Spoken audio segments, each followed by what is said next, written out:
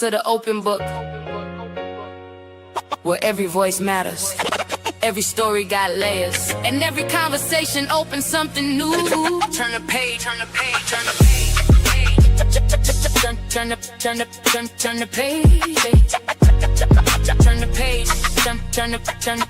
turn the page. Welcome to the open book, where the real conversations flow. Turn the page, turn the page, turn the page. Every story got meaning, every perspective shows. Turn the page, turn the page, turn the page, turn the page. Late night talks with the smooth bass knocking, whole room tuned when the topics dropping. Authors, culture, real life views, open book vibes bring a whole new groove. No fake energy when the dialogue starts. Different perspectives play a major part. From page to podcast, the vibes stay deep. Real conversations every single week. Welcome to the open book, where the real conversations flow. Turn the page, turn the page, turn the page, turn the page. Every story got meaning, every perspective show. Turn the page, turn the page, turn the page. Every chapter different. Every voice got purpose. Every voice got purpose. Turn the page.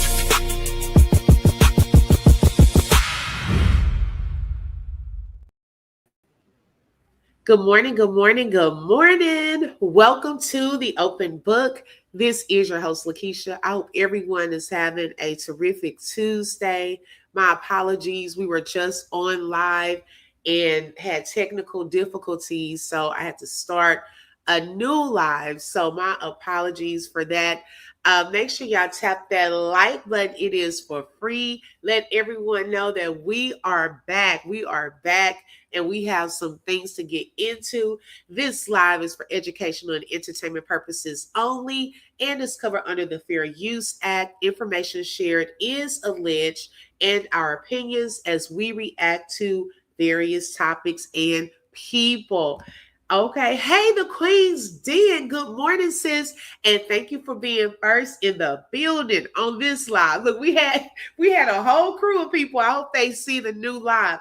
But welcome, sis. Thank you so much for joining. Yes, Monica, we are back. Thank the Lord. Good morning, Tabitha. Welcome. Thank you for tapping in. T. Smith is back with us. Hey, honey, 5K. Thank y'all for coming on back. My apologies for the technical difficulties. All right, so we're going to get into it, y'all, because they're just, okay, the devil tried it.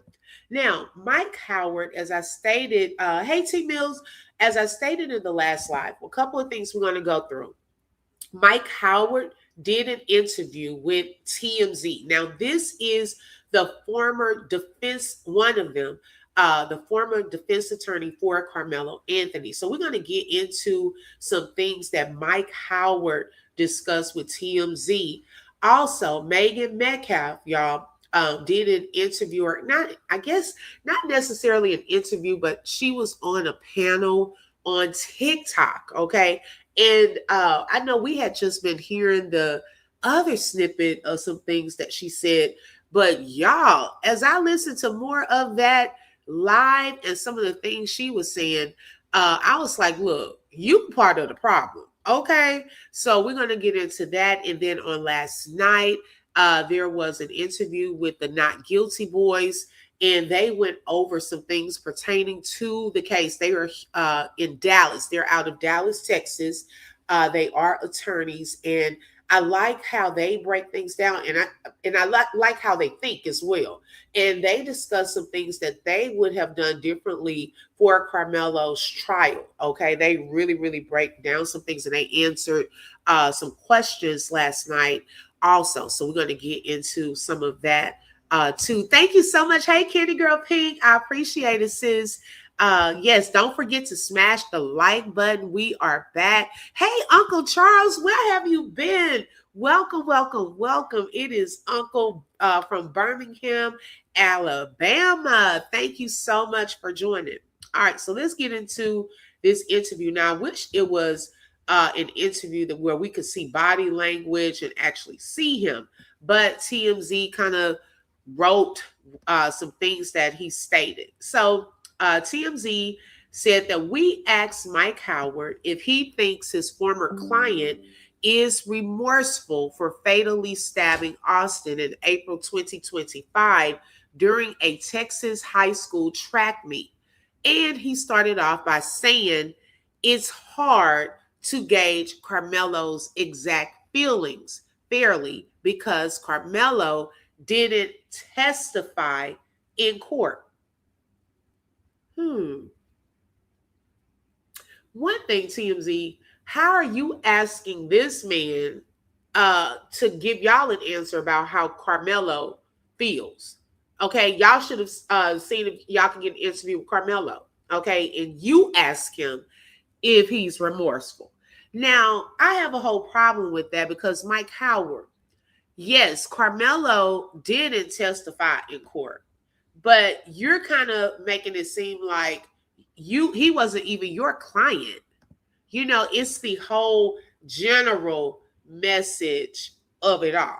Okay. Yes, Tabitha, I was trying to figure out who suggested them. And I remember, and I wrote it down, it was on a sticky note. And this weekend got a little busy, so I didn't get a chance to this weekend. So thank you, sis. And I like how they break things down. You know how I think. Thank you so much. Hey, Miss Dee, welcome, sis. She said, Detective Dee of the Open Book will find your ex agency. I love that, girl. Every time you say it, okay? But I'm just like wondering, why is it just so generalized? Okay, talking about he didn't testify in court. Well, did he ever, did you ever see his reactions, or did he ever mention anything to you? Not going into personal things, but he could have, expounded on that.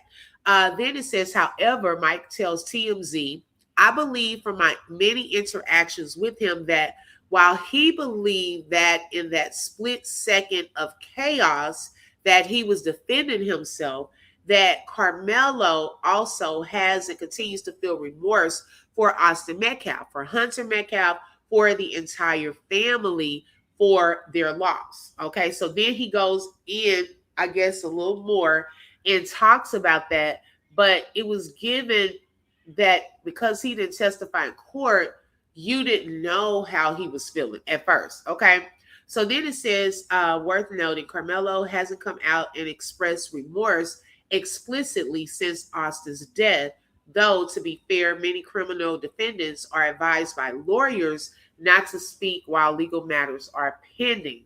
So TMZ said, we also asked Mike Howard if he advised Karmelo not to take the stand in his own defense during the trial.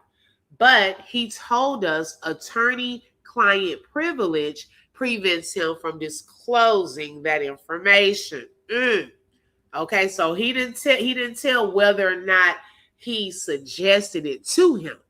However, he did note that the ultimate choice about whether a defendant testifies in their own defense lies with them.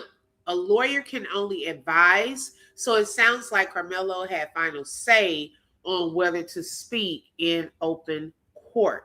Okay. Who, y'all, that part kind of bothered me because we were hearing that allegedly they were suggesting that Karmelo didn't get on the stand because the prosecutors has these alleged text messages. And I think Dee brought that up on her live on yesterday, where there were these alleged text messages. Now, also, those text messages were not shown to the family or Karmelo. So to me, that seems like some type of ploy that you're using to get him not to go on the stand. Okay, if that makes sense. Hey, Shelly, welcome back, sis. Okay. I'm just not understanding that. What were the text messages? And my thing is also, with the technology now, if there were text messages, did y'all authenticate those text messages to make sure they were real? Because there are so many people that can create fake text threads. Okay, we've seen that happen. I've done a whole little short video showing y'all how text messages can be created. Okay. Yes, he's working my nerves too. Okay. Because he was already given, like he was on the fence during his whole little pre-interview before the trial. And I think we looked at this the other day. Hold on. Let me find that for y'all.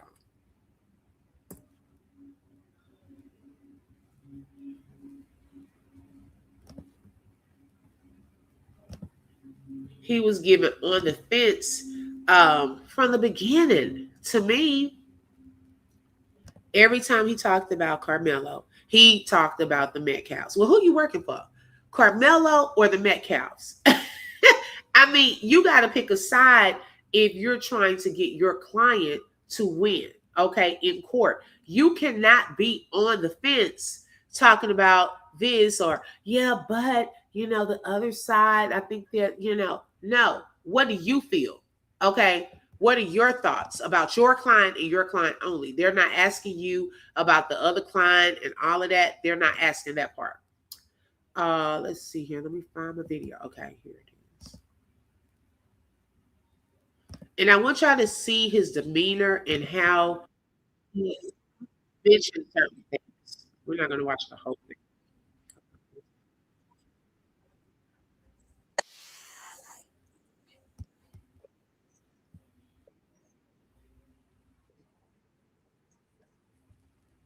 Okay, let me pull that up. Make sure y'all tap that like button. It is for free. And welcome to everyone coming on in. I appreciate the support and y'all stopping in on Mama Magazine, Protector 91. Thank y'all so much.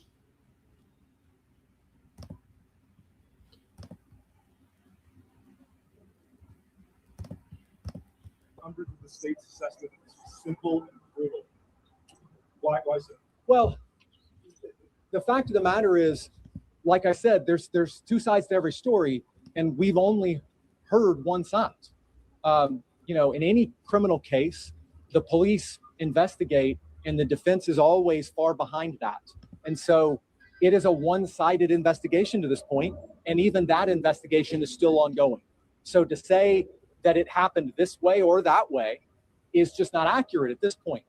All of the facts are going to come out, and that's why our system of justice requires that we keep our minds open and we let the facts come out as they are after a full investigation. Is your client going to be able to make bond and get out today? I anticipate that he will be able to make bond. I can't speak to how quickly that will go. Funds, in the funds that have been raised are not quick to come out. And then, there's obviously a process to the release process once bond is posted. The big question that a lot of people have is, why was this young man armed on school property? I agree, Queen. That's an understandable question, but it's not something that, frankly, we're prepared to even go into.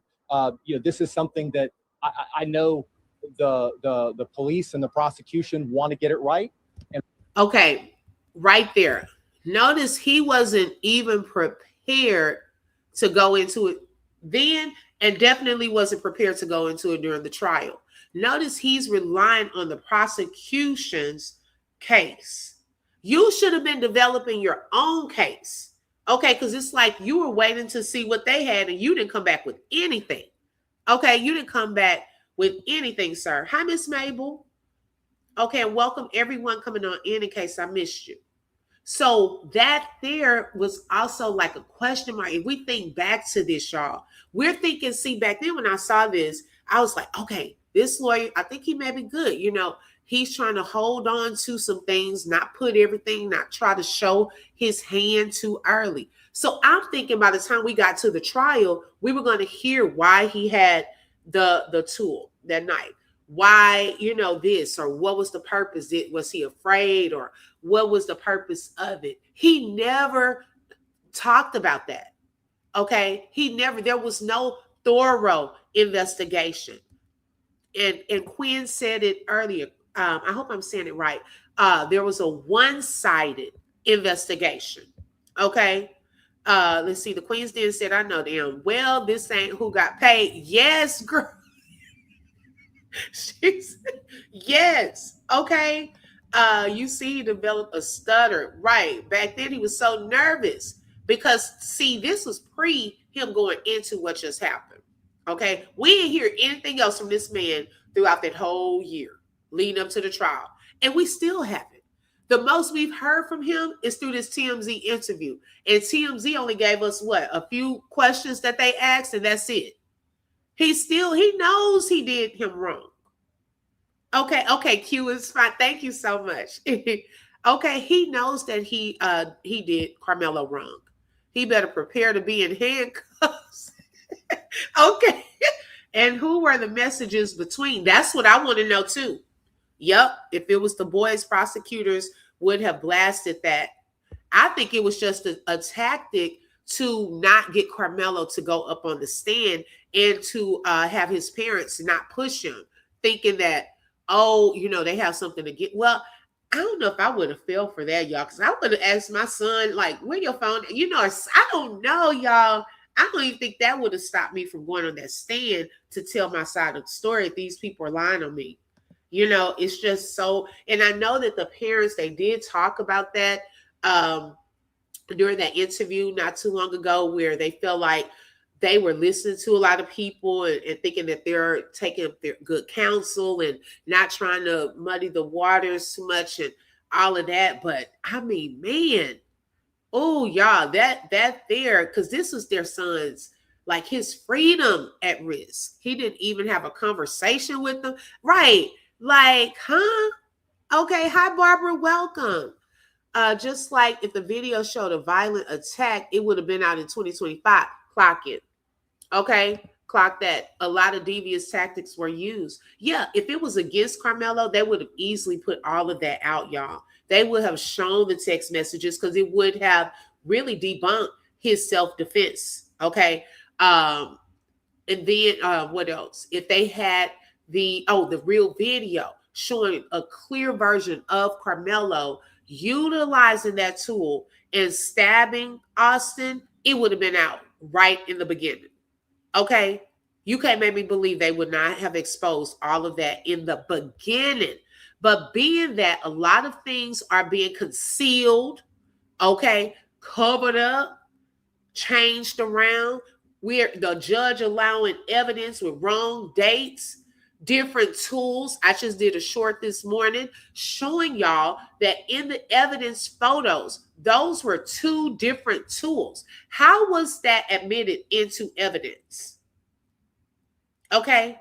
Like, how y'all need to release Karmelo right now.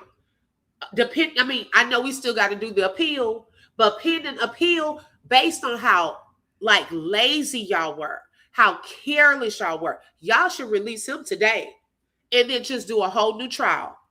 Okay, do a whole new trial. It's crazy. They never had enough evidence to take this case to trial. Exactly, which makes you wonder how. That's why I posed that question about a week ago. And I said, well, what evidence did they show to the grand jury for the grand jury to take this on as even a trial? Because we see the evidence now, and that's not enough to get a guilty verdict. So what evidence did they even show to the grand jury? Okay, she said he won't be in handcuffs. The Texas State Bar is a joke. He will have no consequences for his poor performance. That's sad. Again, what happened to phones? How were they handled? Right, and there were phones there on the actual bleachers that we saw in some of the evidence photos. Okay, where are those phones? Hey, Stephanie, and we never will say anything because the Metcalf daddy, the judge, police, and parents all had a strongly worded conversation with him prior to the case about exactly what he was not going to do. Oops. Okay. I'm telling you.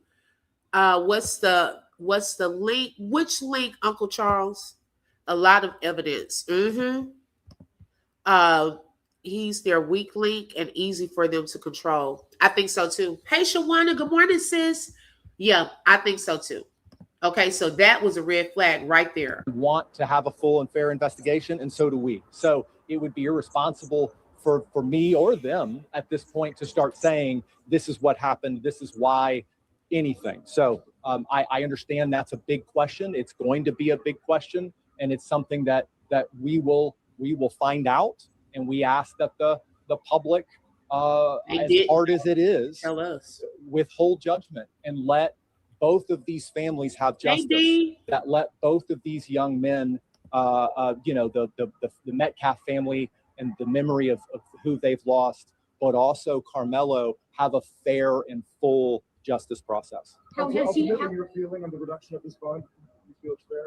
Yeah, I feel it's fair. Yes, phenomenal score. Bond, as the judge said, is not supposed to be an instrument of oppression. It's not supposed to keep people in jail. It's not supposed to punish. It's supposed to ensure that a person shows up to court, complies with all conditions, and it's supposed to keep the community safe. So this is a large and substantial bond, and the judge has, I think, rightly imposed reasonable conditions that will ensure both Karmelo and the Anthony family's safety, but also the safety of the community. What was Carmelo's reaction today? He didn't seem very talkative toward you. And how has the jail, I guess, been so far for this teenage? Can y'all hear it? T. Smith says she can't hear it. A lot of the evidence wasn't collected, was thrown away, changed, rewritten, and lied about. Ooh, Clock in the Mama magazine. Can y'all hear the video?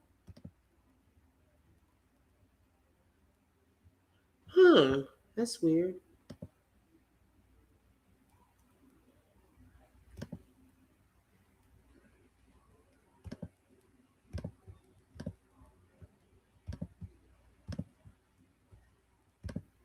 And does he look on suicide watch or anything like that?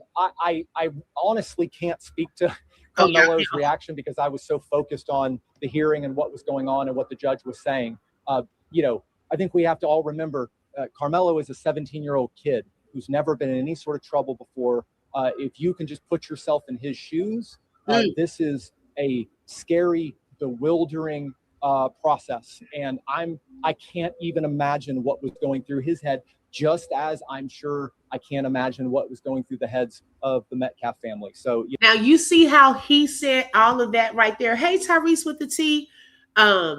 Notice that part right there. He humanized Karmelo more in this press conference than he did at trial, child. Okay. He should have been saying that during his closing argument or his opening statement, because you did not humanize him at all. Like, put yourself in his shoes. He could have gone on about Karmelo not being into trouble. This is his. He didn't do any of that. He did that here. He did that here during this press conference, but he didn't do that in the courtroom. He never got to what we were waiting for. See, I thought that he was going to expound on why the weapon. We never heard anything about the weapon.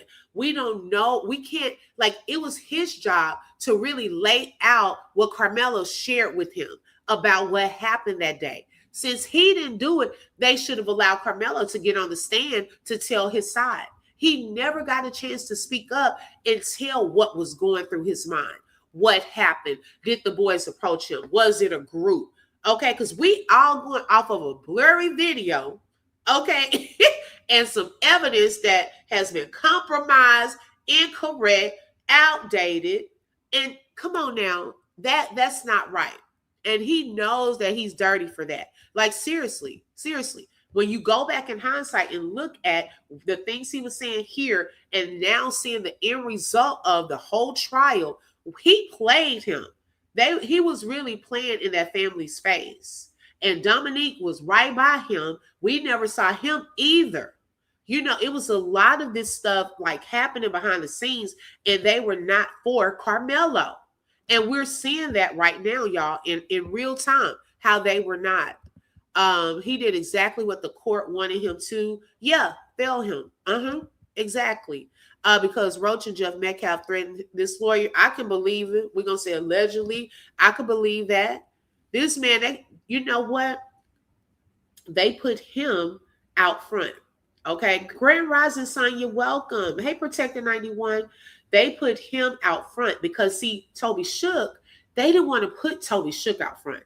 See, he was one of the chess pieces. So now notice how they had Mike Howard out front, because people wouldn't have been like more suspicious of, oh, Toby shook. Wait a minute. Him and Worski? Wait. They on the same page? Wait, what? Okay, across the table from each other, knowing how close they are. So they put Mike, see, he was another chess piece. They put him out front. Okay, now, whoever suggested Mike, that's how you could expose another snake.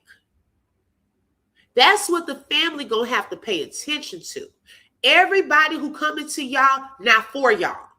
Okay, some people have their own personal agendas. Some people are about money. Some people are about just jumping on this bandwagon to see how it can benefit them.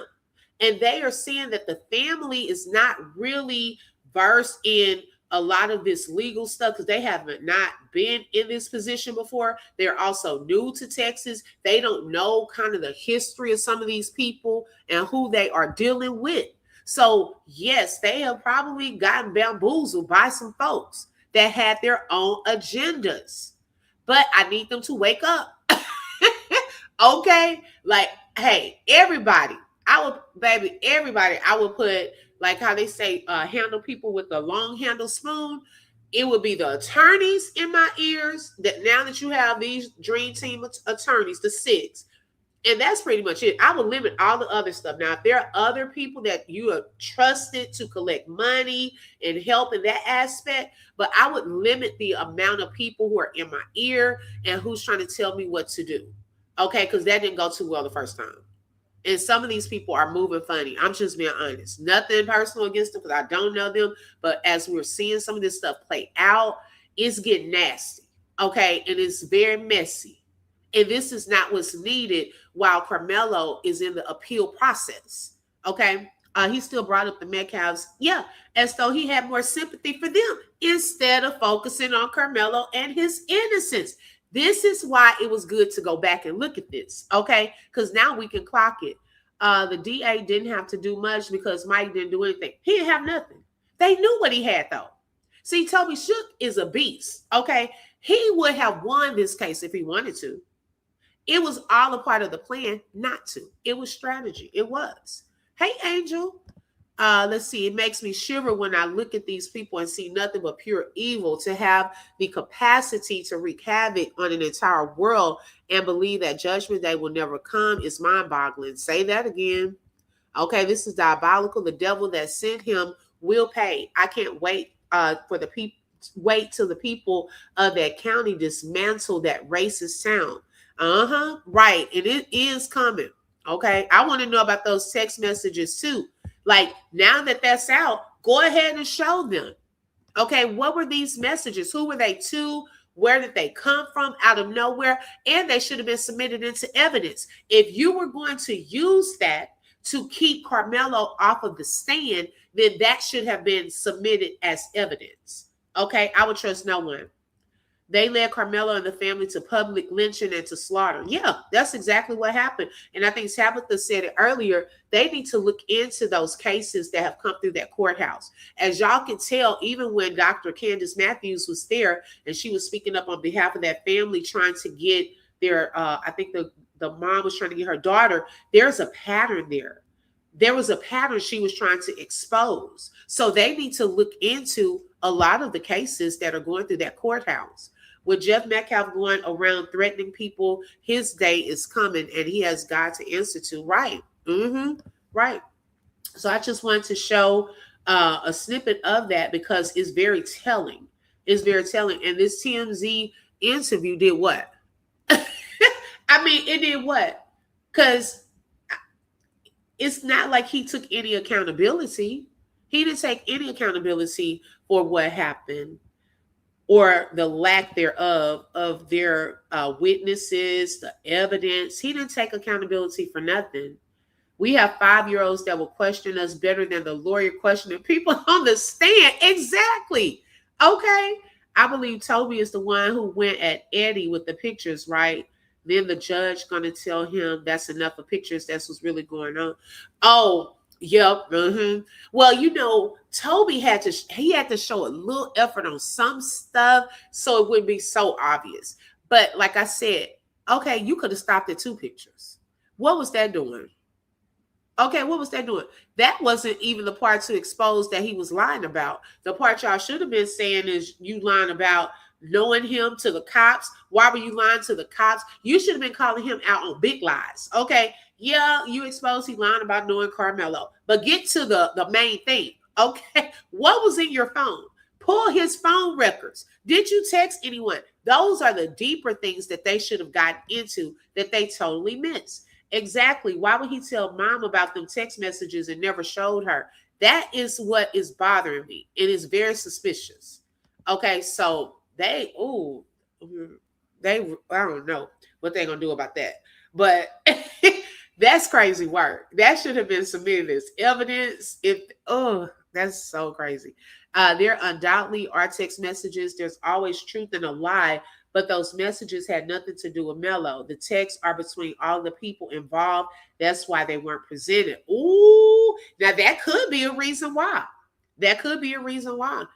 And y'all, wait till we get to this video. We're about to get to this next with Meghan Metcalf. Y'all gonna be, my mouth was dropping. I was texting D, telling her some of the stuff I was hearing in this little live that they were on. I'm like, this lady does not realize she needs to close her mouth. Because the more you talk, the more you're confirming that Karmelo was in fear for his life that day. Okay, that there was something greater at play that day.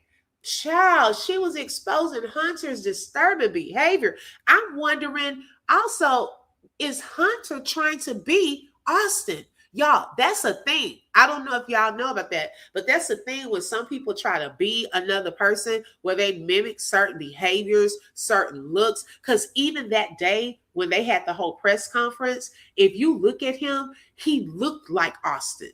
I don't know if y'all caught that. Now, when the mom is going to tell it, there are things that he has been doing that's mimicking Austin. I said, now what is going on? So yeah, we about to get into that. She said, I appreciate that short of the incident you put out. Reading the situation, it looked like he was going to get jumped. Oh yeah. Exactly, T. Smith. She said, Lord, not the tearless mother. It takes gentlemen then to say, now Meghan. Every time he says Meghan, I holler. Oh my goodness. Exactly, the longest handled spoon in history. Okay, the lesson of the century. You have God and family. You don't have no friends, just associates. The attorney is a liar. Exactly. Okay, right. And you know what? That's what you are saying, what I've been saying all along, even with the Tyrone Davis case. See, when people feel like they've gotten away with something, or people stop talking about something, they get comfortable. Okay, so just let people talk, let them type, let them write, all of that, because eventually they tell on themselves. Okay, things start coming out, and that is exactly what is happening. Things are starting to come out. We are able to now connect more pieces. Also, it gives more clarity on some things the more she talks. I'm telling you, we thought the daddy was out here telling stuff. Now he's just exposing his racist thoughts and what's in his mind and on his heart. But child, as far as these twins, the more the mom speaks, the more she's putting the twins on blast. Okay, I don't think she realizes that, but I read between lines. Okay, I can infer a lot. Okay, Meghan don't need to shut up. She needs to keep talking. She really is. And I was saying that to be funny, but I'm telling y'all, she is helping the case. Like, it showed that Karmelo was in fear of these twins. Now, I hope it's in this clip that I'm going to play today. But if not, one thing, let me see if it's in the clip first, because I want y'all to hear it from her. But child, if a whole investigator could not control Hunter after the trial, how y'all expected Karmelo, and he's way smaller, to control him if he hit him or hurt him? Okay, because she got into some of that too. I was like, wait, what? These grown people were afraid of these twins. They're used to getting their way. I was like, oh my gosh. Okay, so let me pull it up.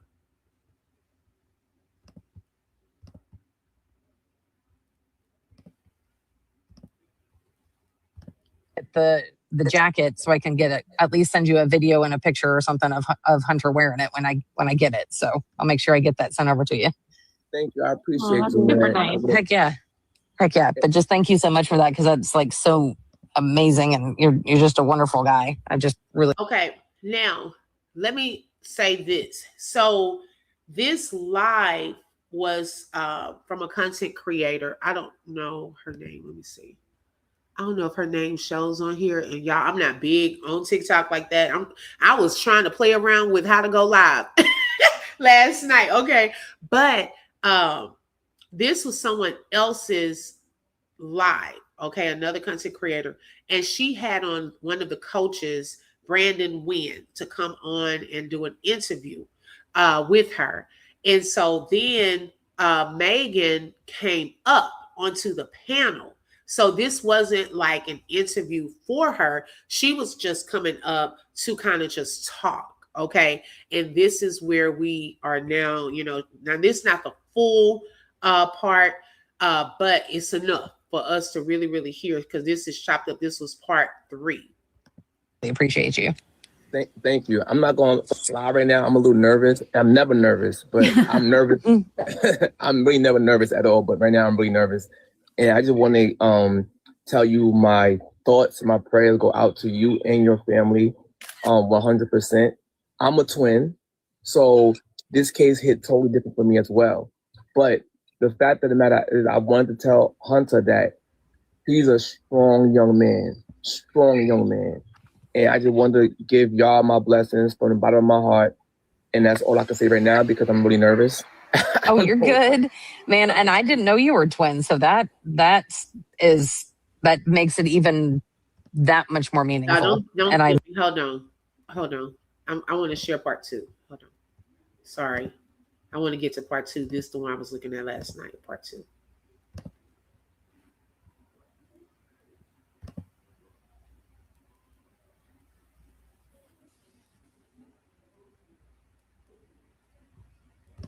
Let's see, is this part 2? Oh, it's part 3. Sorry. Don't get me.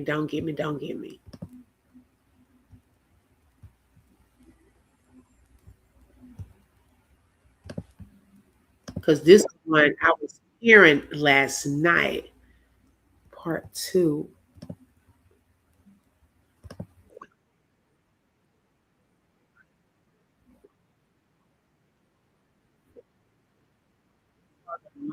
Make sure y'all check that line.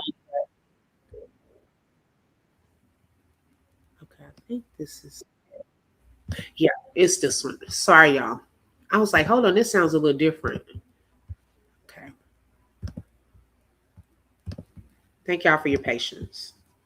To live on. So thank you for allowing my panel to be the first time you speak. It meant so much, and you're welcome back anytime. And thank you. Yes, ma'am. Thank you guys so much. Shout out, Coach. Thanks, Coach. Thank you for being a good person. So much. We appreciate you. Hey guys, this is my first time on TikTok. How do I get out of here? I'll get you. I'll get We'll you. drop you. Take a left and then a right. Right? Poor guy. I love that That kid. was I love cute. that kid That was with so every cute. ounce of my being. He is the most amazing young man.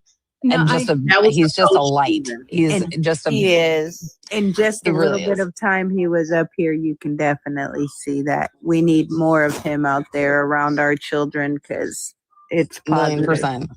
He was he actually made it to the hospital, was with all the kids afterward. And I remember seeing him when I had walked outside at one point to get a breath. And I completely broke down again seeing him, because it was just, you just get that feeling of, I know he felt regret that he could have done something. And he even said that to me as he was hugging me, and just those feelings of it. That is just, it breaks my heart, but I just know I've tried to tell all of the coaches that there was nothing that you could have done. I mean, yes, there could have been someone under there to help, but who knows? It happened how it happened. But I try to get these guys not to weigh down on that, because that's just a hard, for him to be so young and to carry a burden. I'm trying to get him with every ounce to just be, be better, move on from it, and so, and he's just an amazing guy. Yeah. But, 6'9". Thank you. Man, Austin had really an impact on all the coaches. I remember probably the thing that had the biggest impact on me through the trial was that message from the coach the next day. That said, from Coach Starr. Yeah. I love you, man. I wish I said Coach Starr is the pinnacle at Memorial right now. Like, he is really getting those guys strength, and he's just a force, and he just has this way of like getting these kids to do things that they never thought they could do, physically, emotionally, and he's a great character of a person. And I'm just so grateful that he embraced Austin when he did, just really brought him into it to be a really good linebacker, and just and a good person too. Like, Austin and Hunter are good people, but when you have a role model like that around, it really encompasses everything so much more. Nice. So I was telling, now that coach is the one that has sent that message talking about y'all ain't winning. He told the Twins they weren't winning. See, they were in trouble because they were coming to their events and leaving early. He said they were only celebrating themselves and they weren't staying to celebrate their team. He said, what benefit are y'all adding to the team anyways? Okay, so that's what the coach was really saying. He was throwing all kind of shade in the messages that I saw. Now, I don't know if there were other messages, but child, he was throwing all kind of shade. He was not for their mess. He was sick of it. So they were already in trouble. So let's lay it out. If we're going to lay out what was stated in the messages, that they weren't celebrating their team. That doesn't show good sportsmanship. They weren't really winning, okay? And he was asking what benefit did they add to the team. I had never heard a coach do all of that. Okay. I was like, what? Okay. Meghan was comfortable talking in a group of her peers. Come on now, Angel. But Karmelo couldn't get a jury of his. Okay, come on now. Let's see. Yes, thank you so much. She said the thumbs up are not adding up. If y'all could double tap that screen or go out right quick and hit that thumbs up. I know I forget too sometimes when I'm watching lives. Hit that thumbs up. Thank you so much. They are for free. They are good people, but exactly. Listen between the lines. That's what you got to do, Latte. And thank you for joining, sis. Did I say good morning to you? I can't remember. But yes, she was happy for the coach influence because maybe they didn't have it from the dad. That's a good point. That's definitely a good point. Coach, that I eat, sleep, and breathe football. I love football so much. And I was looking at Austin's stats. He was dang good. He was so good. And girl, can I tell you that I don't like to talk negative on the kid because I don't know him personally. But I will say that all of these people that are saying that he was so much better than Austin at football and so many things, all of these, first off, you can't compare two different positions. You know that, right? Like that's all. It's just near impossible. But the fact remains of the accolades that Austin received. He was ranked in Texas and as a linebacker. And I tried to search after a while when people started saying these things. I started searching to try to see what this kid had for his benefit, just because I want to see. I'm a fan. I'm curious and I couldn't find anything, even at his own school, as far as like making second team honorable mention, nothing. And is Meghan up here admitting that she was looking up Karmelo's rankings and things of that sort? Wow. What was your purpose? See, you're part of the problem also, okay? Because I can only imagine the conversations that were being had behind the scenes about people are saying he's so good. So when did you do all of this? See, keep on talking. When did y'all start looking up Karmelo and his rankings? Was this after the trial or before? Did y'all know about his greatness before? Because his mother shares a different story on her Facebook about all the scholarships that he was offered. Okay, hey, Deidre, welcome. Yeah, why are y'all looking Karmelo stuff up? Worry about your twins and where their rankings are, okay? Don't worry about what other people are saying or thinking. That's the whole problem. Like, that's cringy to me that you're looking up another woman's child's information. That's a little cringy, okay? That's something I can see the kids doing, like, you know, oh, let me see what he's saying. But the moms looking into kids stuff, I don't think I'll be doing all that. Now, unless it's something like a published newsletter, they send it to all the parents and things like that. But if you snooping and looking, let me see where he is. It don't look like he winning nothing. Well, how deep did y'all go into his records? I thought everything was FERPA protected. Did we go into records, or what exactly were you just looking for? Were you looking for how many awards? What type of awards? Which system or program did you go into to look up Karmelo? And when was this? Was this after the trial or before the trial? Or back before all that happened to Austin? I'm just curious, because I would have wanted her to elaborate on that. Okay, yes, you can when you're the captain. They were ranked. Who was ranked last? You think the twins were ranked last? Yeah, she said not better. She is comparing. See, that's a part of the problem. You're doing all these comparisons. Even when the email was released and she was on here talking about the cheerleaders, she was like, and I mean the mom, because we should have won that day or something. She was saying about their team should have won anyways and over the other team. Like, you're really invested in this. I mean, I hear about football moms, but does it get like this? Because that's kind of cringy to me. Let the kids play. Okay, let them play, child. I mean, all this looking up folks, that's a little cringy. I'm sorry. They're using everything except accountability. Exactly. Karmelo was a team captain, 3.9 GPA, 2 jobs. Let's get it right. Thank you, her. Okay, if we're going to tell it, get on there and tell it all. Okay, don't just make it a one-sided thing to make him look worse than the twins. And if you're going to tell what the coach said, tell what the coach said. What's in the evidence? Why not repeat that? Okay, but that's kind of cringy. I don't know if Austin is mimicking Austin. That's not good. I feel like Meghan is jealous of Karmelo. That's what it's getting. Like, you are looking up a whole child. Okay, so she skipped over the part that Karmelo was the captain of the football team. She did. Now, that's disrespectful. You act like you don't know his name. Then you say you were looking him up. You know his name. Say it. She said the kid. Yeah, she said the kid. That's to act like he's nothing. No matter how you feel about what he did, he is still a human being. That part.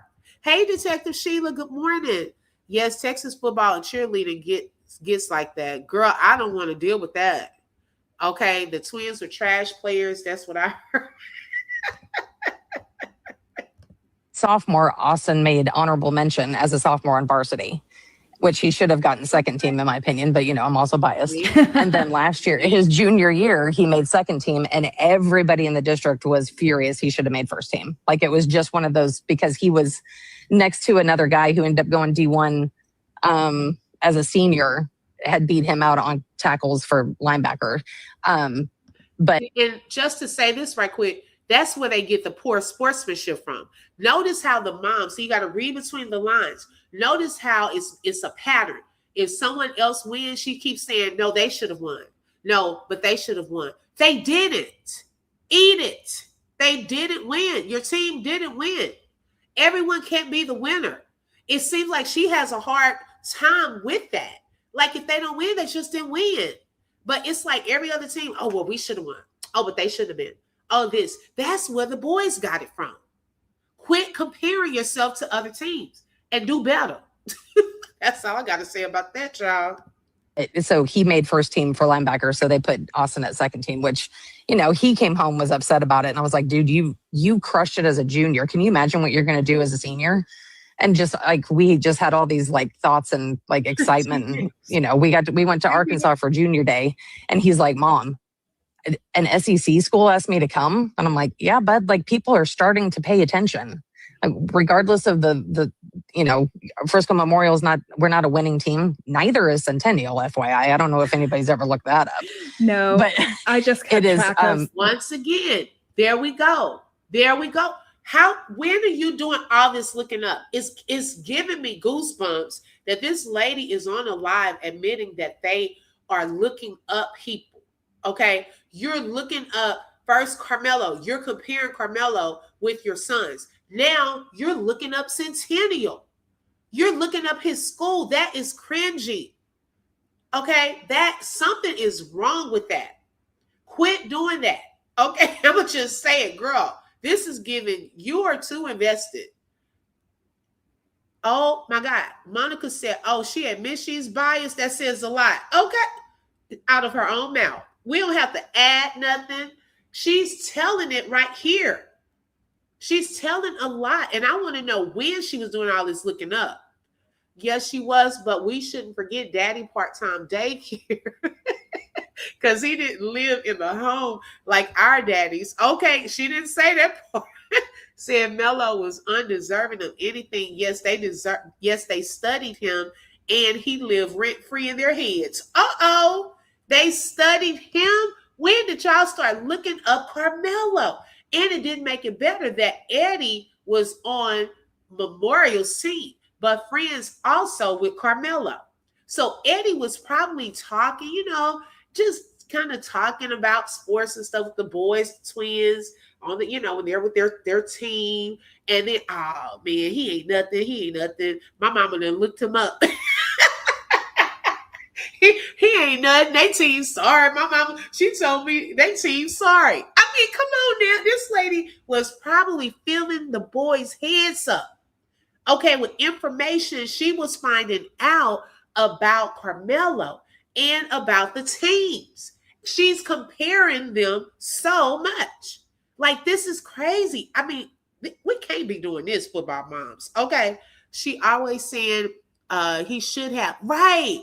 No, he got the position they deserve. Exactly. They are so entitled as a family. That's their biggest flaw. Right.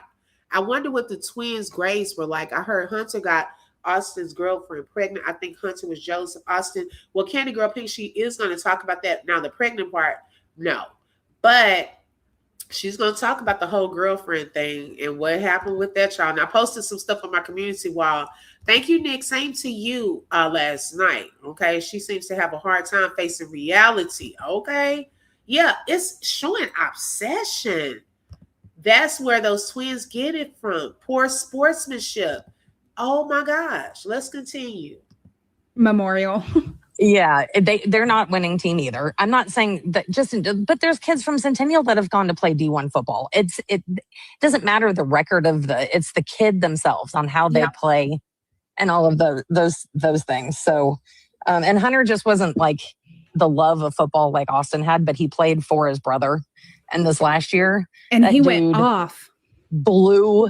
Yeah. Like when I say I'm like, it was like he was like Austin had joined him in this race and just he crushed it. And it was kind of disappointing because he didn't get a lot of looks and stuff, but he's happy. He hung up his cleats. He has new cleats because he's playing golf.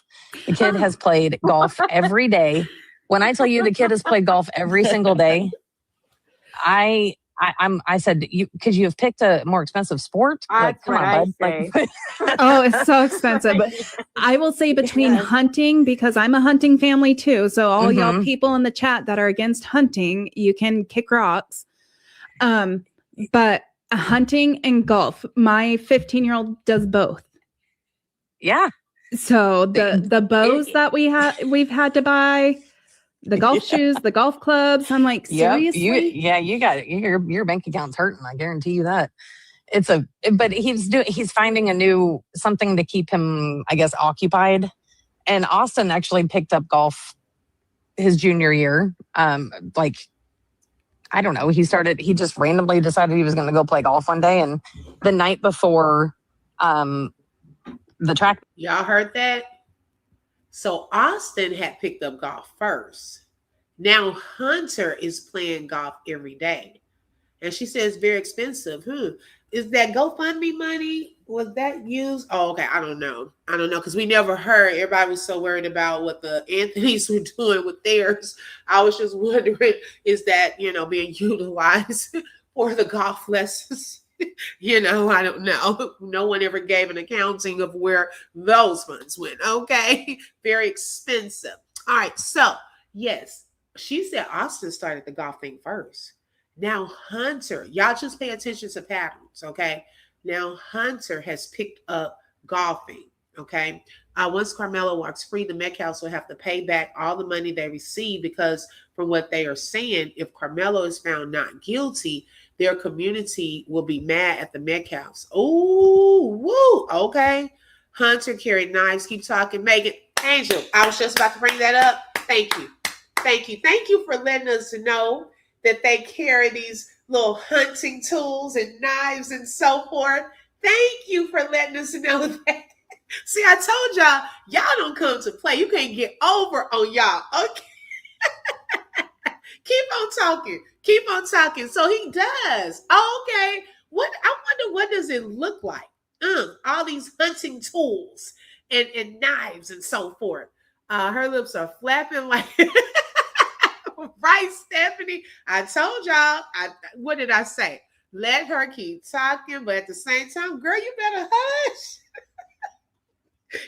You're telling us everything. We may never know the depths of their obsession with Melo, but their whole vacay is caving in, and they think this was a great thing to do. For all. Yeah. It's giving Hunter may have been jealous of Austin. Keep talking, Meghan. Those boys were bullies and had bad sportsmanship. How far did she think they were going to go? Hunter seems like he's trying to get his parents' approval. That too. I can see that. Meet on Tuesday night. He and his best friend went to the driving range and went and hit golf balls, and then came home and watched Varsity. Does anybody know Varsity Blues? Yes. Yes, so, and I just so happened to, like, the three of them were sitting on the couch hanging out, just goofing around. Hunter was home the whole night, and then when they got back, they were watching it. I happened to walk out during the whipped cream or the whatever the whipped thing, cream and the bikini. boys were like, yes, and of course the boys were like so embarrassed because I walked in. I was like, oh my god, sorry, and I turned around and walked out of the room. I was like, my bad, like, okay. So just Austin just loved golf. It was another thing that he picked up and he did well and enjoyed doing. So Hunter has now taken on that. I'm like, good Lord. So that's good. Miss Meghan, someone in the comments said that Dance Maddox made a jacket for Hunter.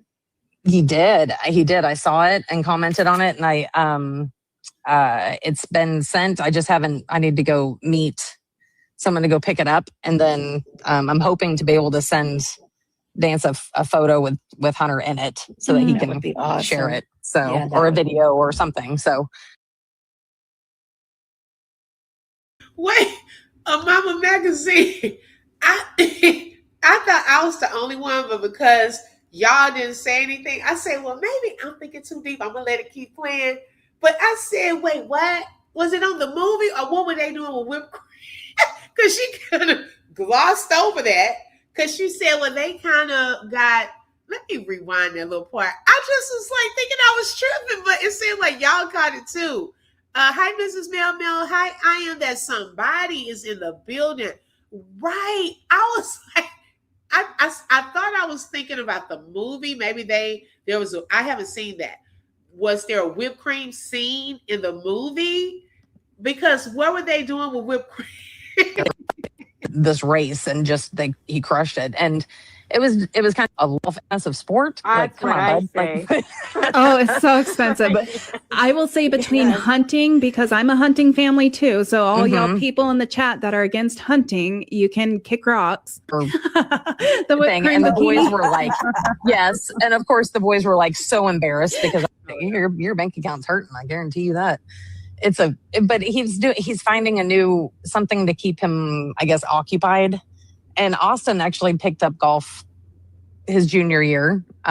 Like, I don't know. He just randomly decided he was going to go play golf one day. And the night before the track meet on Tuesday night, he and his best friend went to the driving range and went and hit golf balls, and then came home and watched Varsity. Does anybody know Varsity Blues?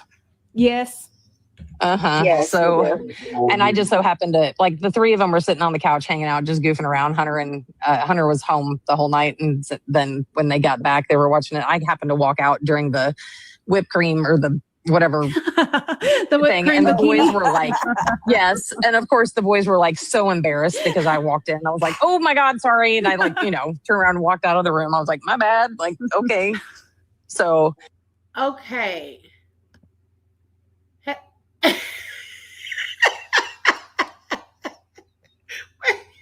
So, have y'all seen, anyone in the chat seen Varsity Blues? Because it's all about context. Okay, so is there a scene in Varsity Blues where they're doing something with whipped cream? Maybe that's the part she walked in on. If not, what were boys doing watching a movie and had whipped cream involved? Okay. I mean, because I haven't seen that movie. Maybe it was just a weird love scene that she walked in on and was like, oh, because it's uncomfortable. You watching some nasty sex scene and your mama coming up.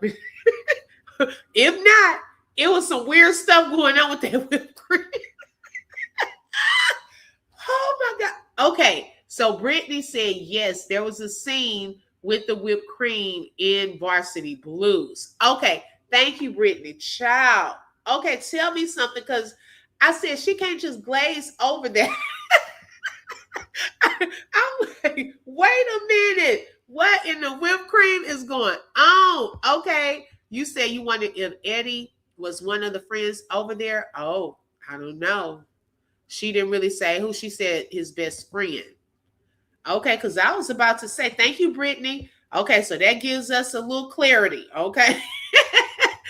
T. Mills said, Brittany, what were they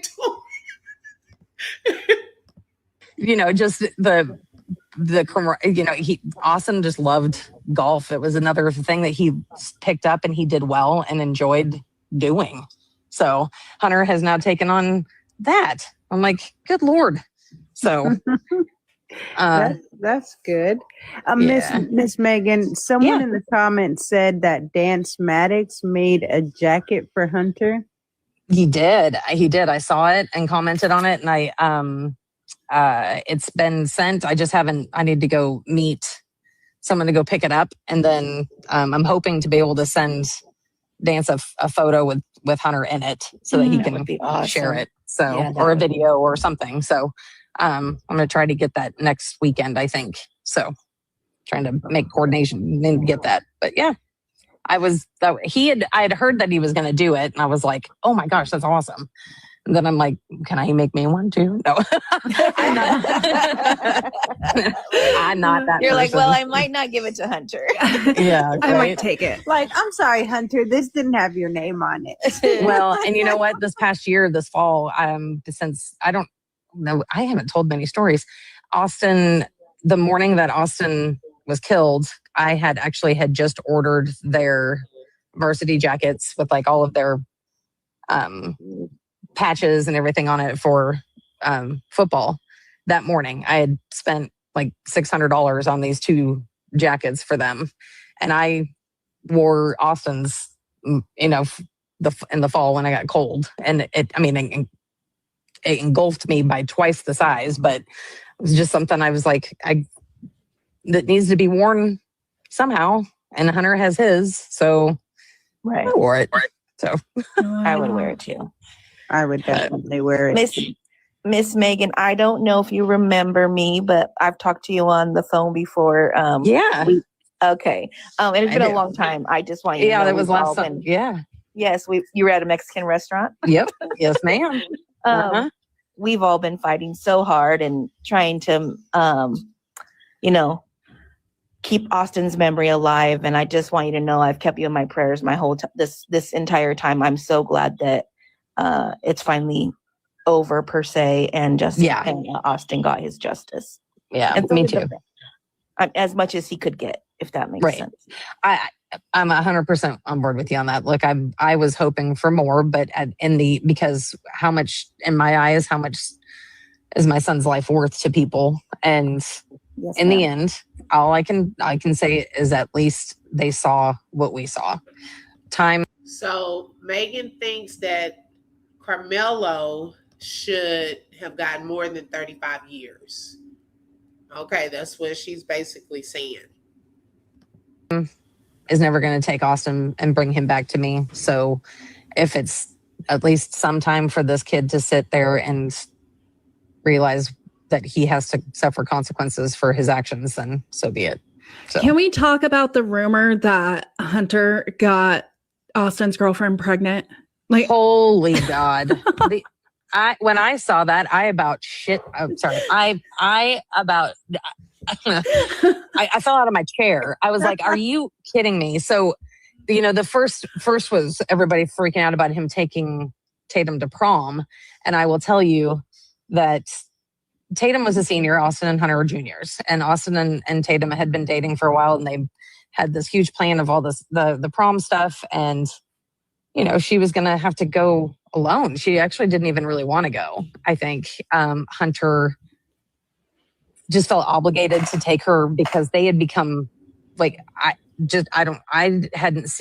after Austin died, Hunter stayed at the house twice, and then he didn't stay at my house for a month. He stayed with Tatum over at Tatum's family's house every night, slept with him at their house or at his friend's house. He wouldn't come home because, every time he walked upstairs, he saw Austin's room, and it crushed him too much. So, okay. Austin had dated this girl named Tatum for quite some time. She was a senior, they were juniors, and she was not going to go to prom because they had already made plans to go to prom. Why did Hunter feel obligated to take Tatum to prom? I mean, that's his brother's girlfriend. Why would you feel obligated to take her to prom? Not only that, he didn't want to keep going by Austin's room. Was it any guilt or anything there? He didn't want to keep seeing the room. So instead of going to stay with a family member or just continue to stay with the other friend, you stayed with Austin's girlfriend's family for a month? Am I the only one that feels like something is off with that? Okay, it's the so be it if Karmelo has to spend time is wild. Exactly. Right. Okay. That part. T Mills, you silly. So he did move it. Yes. She's saying it. Like, that is so weird to me. Why did he feel obligated? That's your brother's girlfriend, former girlfriend. And then you stayed with them? How close were you to this girl prior to Austin's demise, his death? I think so too, Protected 91. That is cringy. But him taking her, of course, they're friends. So there's no romantic involvement in any case with it. Yeah, it was a huge group. It took forever for pictures. Hunter is not a picture guy. He doesn't like taking pictures, which, by the way, I don't know if you saw when the DA was talking and how pissed he looked. Oh my gosh, I commented on that as soon as it was going, because I think I live streamed it on here. Oh, really, Tabitha? Y'all, So allegedly, Tabitha is saying that he's driving Austin's truck too. And I'm telling you, at that whole, I'm gonna find it while this is playing. At that press conference, when I saw him, it was almost like a ghost walked in there. He looked just like Austin. Like seriously, when he was standing up there, now she's saying, "Oh, y'all saw how pissed he looked that day." No, what I saw was he looked like Austin that day. Okay, that's what it looked like. Hunter was trying to take his place. Okay, on Mama Magazine. That's what this is giving. Like, what in the world? This is weird. Yeah, it's weird being that they were identical, diabolical. This is sick. Ain't no way. Hunter doesn't like taking the stand. Yeah, he didn't want to take the stand. He didn't want to go at first. But he wanted everything to be over before he wanted to go. Okay, so that shows too. He didn't want them to really see his size. Probably didn't want them to call him up. Oh, he didn't want to take no accountability. If that was your brother and you felt some type of way that Karmelo was so guilty, wasn't that your opportunity? Wouldn't that have been your obligation? Come on. To your own twin brother to take the stand, being that you were a really key witness, come on, to seeing what happened, but you felt more obligated. Yeah, I'm done. You felt more obligated to take his former girlfriend to the prom and stay with her for a month, but you didn't have no obligation to Austin to take the stand and be a witness on his behalf. I mean, are y'all here? Am I reading too deep into this? I'm done. Like, what? This not making sense. And people are normalizing this. That's not normal behavior. I thought Hunter lived with her and Austin lived with the dad. So how he didn't come home because he didn't want to walk past Austin's room. He probably had a room at both houses, possibly. Okay, her just gonna put it out there. Okay, Protector 91 said Hunter wanted Austin's life. Oops. Oops, because we can definitely hear how one is talked about in a different way. It seems to have been a certain preference. Because even when she talked about Austin's behavior, she said that Austin was not as aggressive and angry as Hunter. Oh, we're not really surprised, are we? Aren't there allegations of misconduct involving ex and male adults in their lives? Oh, I haven't heard that. They're only doing what they grew up seeing. You talking about the parents had that? I don't know about that part. Took his twin's girlfriend to the prom, driving his truck, and moved in with the girlfriend. I call for an investigation. Exactly. If anything, these are all motives. Okay, because you got to watch people's actions and movements. What happens afterwards? See, I know, we kind of bring this up sometimes, even when we're talking about celebrities, sacrifices. Okay, even with Tyrone's case, the sacrifice. You have to pay attention to who rises in power and who does different things and elevates after a person's death. Like, seriously, those are things to think about. Okay, you'll start to see, wow, Hunter would have crashed on the stand. Yep, and go away from that master game plan. Exactly. Is Hunter in college now? He, his mom, and Austin were all working at the pizzeria before Austin's passed. Wait a minute. I am at somebody. What pizzeria? A pizzeria? I don't know if he's in college. Probably at the girlfriend's house. They're probably on some summer break somewhere at the beach. Hey, Angel. Okay. That's what it's giving now. Ooh. Yeah. And I screenshot it and I was like, Hunter looks pissed.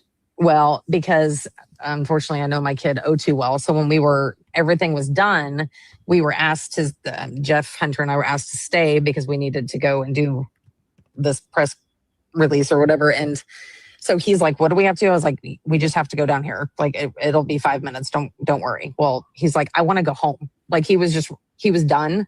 He wanted to go with his friends because his friends were able to get into the courtroom that night, and just he wanted to be with them and not sit there with a bunch of old people like dealing with that. So he was, aside from just like an emotional day as it was, he was just like, I'm done. So he was sitting there very solemn, but he also, I could tell looking at rewatching the video and looking at his eyes. Yeah. I could tell he was he's like, sorry, I'm sorry. No, go ahead. No, Can I'm we also glad can we squash another rumor that Hunter was not on like the potential witness list that that the defense could have called him if they wanted to? He absolutely could have been. Yes, that's why he was not allowed in the courtroom. So Thank you. Originally, Hunter had said, I don't want to be there. I don't want to be there. I don't want, and of course, prosecution was like, hey, you're on our witness list. We're going to see how the trial goes depending on. So he was on the prosecution's witness list. He was telling them he didn't want to go there. Okay. Now, let me show y'all this right quick.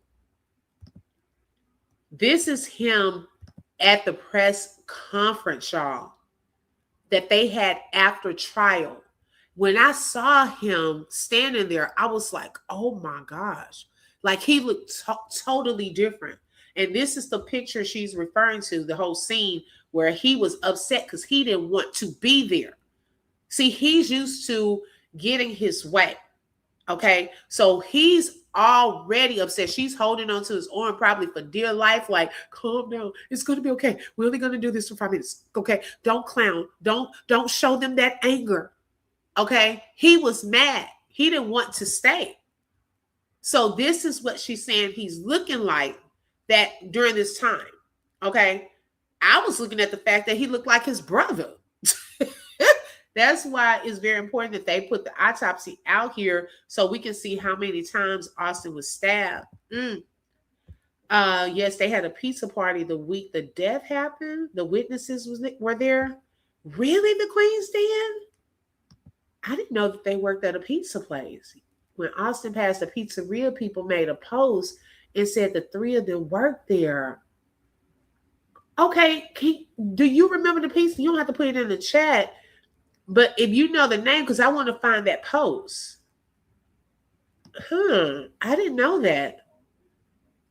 Meghan was living in property until she got that GoFundMe money and got her a house and a beach.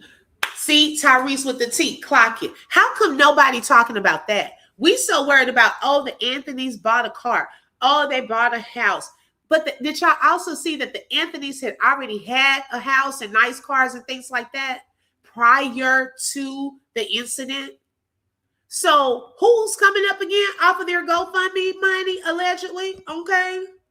Wow, that shows how Hunter runs the show. Yes, exactly. Yes, I think she's saying it was a separate party from that backyard party. Also, rumor was Austin was favored in the family, school, and friend group.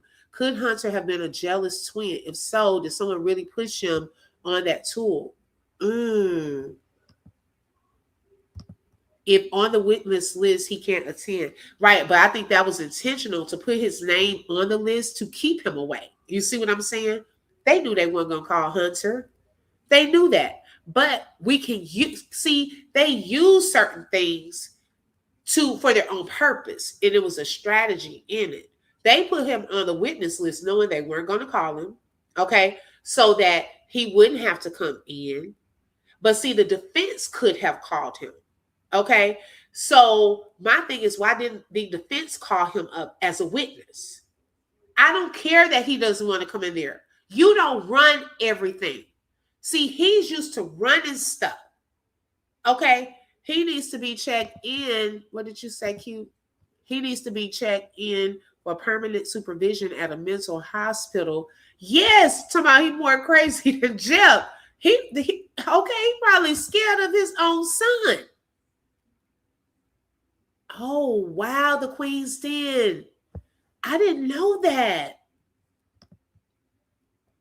Right, Q? You could see the anger all in his face. That's what she was talking about. She was talking about this picture right here, this press conference. We need we got to get some more interviews. See, he not out here talking Dwayne said she was working at a pizza place. Oh, okay.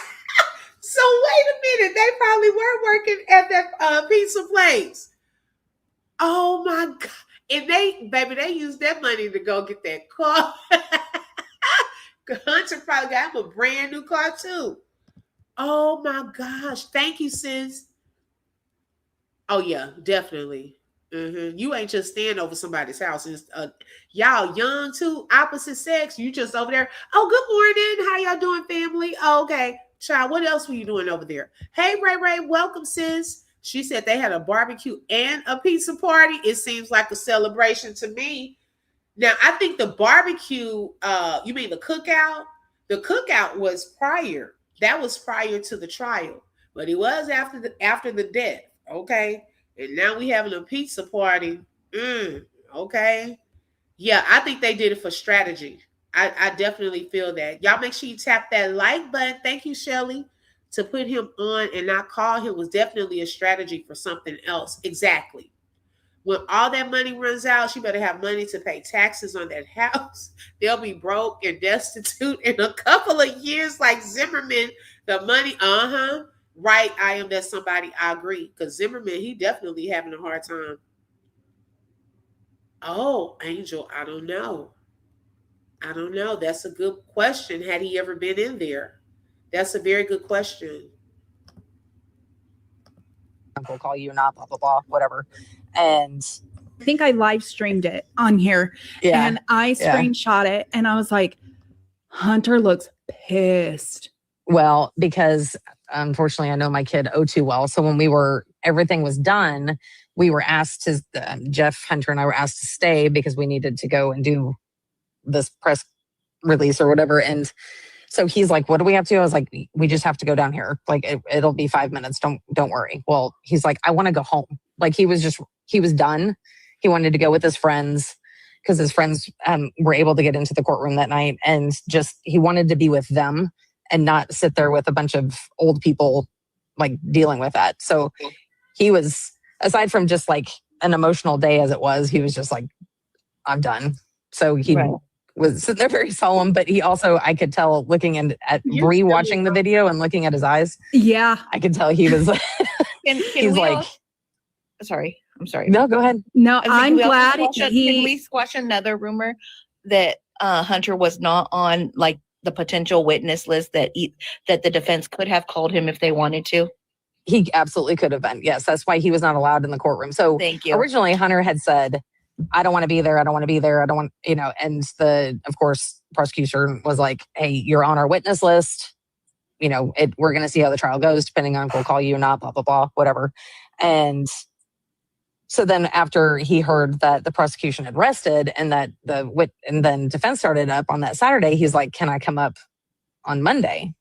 And he was like, well, you can come, but until they call you, you can't come into the courtroom still. And so he was frustrated, but then, when they completed their defense on Monday, he decided to come up on Tuesday and he was there Tuesday and, of course, couldn't go in for closing arguments because it still was potential witness, I guess. I don't know how that works. Maybe Florida Girl can help me with that, but they just said that he still couldn't be in the courtroom. And then the prosecution had mentioned that when they came up with the verdict, they came down to let us know. Hunter was like, where's my badge? I'm ready to go in. And, they were like, no, because of sentencing portion, whatever. They were trying to get him and Han, and I'm just looking at him. I'm not even paying attention to what they're saying to him anymore. And he lost it. He got very upset. And the investigator came over, talked to him for a few minutes. And when he turned back around, he had a badge on. So he was able to be in there to hear the guilty verdict, which I think was good. Okay. Did y'all clock that? Tyrese. Oh, she's welcome anytime. Girl, I didn't even think. I've been seeing her on other platforms and things and very informative. But yeah, that is something. If she's welcome to come over here at the open book, I'll check into that. Because I've been tapping into her interviews on other channels also. And she gives a lot of great information. Thank you, the Queen's Den. I'm gonna show it after this last little part. Hunter broke the rules. Now, the thing of it is, I think the prosecutors were trying to keep him away. Okay. But notice, y'all, even an investigator could not reason with him. He gave in to Hunter. Okay. He gave in to Hunter too. So you mean the adults cannot control him? That they are consistently giving him what he wants? And y'all expected Karmelo to just stand there and let him do what he wanted to do to him? Like, come on now. Come on. Like, seriously. That's what is given. Good for him to hear and be in there. But I think the prosecution also was concerned because if the jury saw him, how that would be, how that would play in sentencing portion. They just were trying to make sure there was no. What do you mean if the jury saw him? He wasn't on trial. What do you mean by that? Oh, because if he walks in and they see his stature and how big he was, and it's two of them versus this one little boy that's sitting over here in this chair, y'all didn't want them to see that part? I mean, he wasn't on trial. He wasn't talking. Okay. Hi, Walk by Faith Lakeisha. Will he be able to get into trial after they review the real video and see that he was attacked by more than one person? I don't know, but I'm thinking that the attorneys are going to subpoena for that footage, that video, the new attorneys. Okay. He wanted to show up for witness impact statements so he could talk to Karmelo the way he did. Exactly. That part. That's why he wanted to be there for that. Yeah. He wanted to stand up there and say, look at me, look at my eye. Boy, sit down somewhere. Okay. Hunter would not get past me when I say no, no means no. Exactly. When I say no, no means no. That's why he feels entitled and that he does not have to listen to anyone. Because look at the pattern. This is crazy, y'all. No swaying of any kind. And no one even noticed he was in there because he was in the corner of the room. So I don't think even the jury knew he was in there, to be quite honest. You know, you stand up and sit down when the jury comes in and out. But no, he could have been called at any time. So can we ask you a couple of questions about the trial? Yeah. Well, yeah. Okay. Austin and Hunter and them came to sit down. You could see him walk through the back and sit down. Okay. So that part. Hey, Detective London. I hope Karmelo didn't look at him. I hope he didn't either. Because the daddy was telling him the same thing. And they really, really did it up because the parents weren't in there during that part. You know, they really did it up that day. Oh, yeah. Oh, yeah. Oh, my gosh, y'all. That is horrible.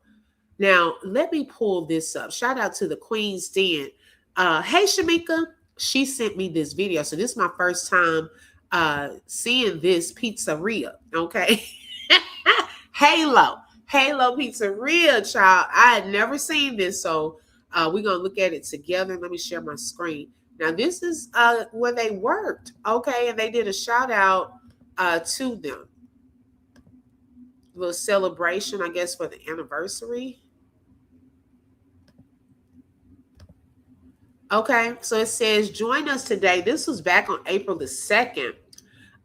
This is 1 year to the date when Austin lost his life. Join us on today, Thursday, April the 2nd at Halo Pizzeria as we come together for We Love You Austin Day, a day dedicated to honoring the life and memory of Austin Metcalf. This year marks the 1 year anniversary of Austin's passing. At Halo, let's see. Hold on. At Halo, we believe our pizzeria is built on something deeper than great food. It's built on family. Austin, his mom, Meghan Metcalf, and his twin brother, Hunter Metcalf, are part of our Halo family, and we will continue to honor Austin's memory every year. On this day, 25% of all sales, excluding third-party orders, will be donated to the scholarship program Meghan created in Austin's name. helping continue his legacy. We invite our community to come together, share a meal, and celebrate the life of someone who meant so much to so many. Thank you for your support. Hello, family. Today is August 2nd, and we are going to spend the day celebrating the life of Austin Metcalf. All of the sales today, 25%, is going to be donated back to the scholarship that his mother and brother made in his name.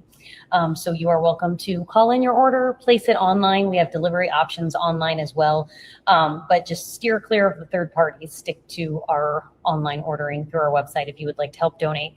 We also have a QR code that will take you directly to the scholarship if you would like to donate. We just want to reach out and say we appreciate you guys so much supporting us and supporting this family. And if you have a minute, I would love to just take time and say a prayer over the family. I'm going to try to get through this. It's not going to be pretty, but Heavenly Father, we just love you so much. And we are grateful that you have brought us all together to celebrate the life of a fantastic kid and just an amazing family. Lord, we really struggle in times like these because it doesn't make sense. And we know you say that we are not to rely on our own understanding, but it is so hard to be here and to understand why these things happen. But we know that you are a good and loving God and that you are with us today, tomorrow, every day. And we are just very grateful for that, Lord. I lift up Meghan and Hunter today as they deal with just the excruciating reminder that Austin is not with them. But allow them to feel your presence today, Lord. Allow them to rejoice in the fact that we know that Austin is with you in heaven, and he has gotten to spend an entire year with you, rejoicing and praising your holy name. And we are just going to celebrate that and honor that every day of our lives, Lord. We love you, and we are just so thankful that you are with us and guiding us. And I pray that your voice is just the loudest voice that we hear today, and that you can just keep our eyes constantly fixed on you, because this world is just so difficult sometimes. We know that in the Gospel of John, you say that in this world that we will have tribulations, but take heart, for you have overcome the world. And we are just so grateful that you have overcome this world, Lord. And we pray for your return. Thank you so much for Easter. Thank you so much for giving your life on the cross for us, Lord. We are never going to be able to say thank you enough, but we know that you love us, and please know that we love you. And we are just thankful that we get an opportunity today to try to honor you. Lord, we love you, and we ask you to watch Meghan and Hunter and just be with them today, Lord. Amen. We'll see you today, guys. Good morning, Halo family. That was nice of her. That's nice of that company to also donate towards the scholarship fund. Anytime people pray, child, I don't play with that, okay? But that was really, really nice, a nice prayer. So, wow, I never knew this, y'all. Wow. So someone said, I remember those yellow shirts. Interesting. Thank you for sharing that. I never knew they worked there. So they gave towards, I guess this company will give towards the scholarship funds. Okay. It's to Shamika for the super sticker and for being a sponsor for today's live. Thank you so much, sis. I appreciate it. Let's see. Has none verified? Well, they did give one scholarship out. Let me see if I can find that right quick, to a young man. I keep forgetting to share that with you all. Let me see if I can find it right quick. But this was the very first scholarship that was given out.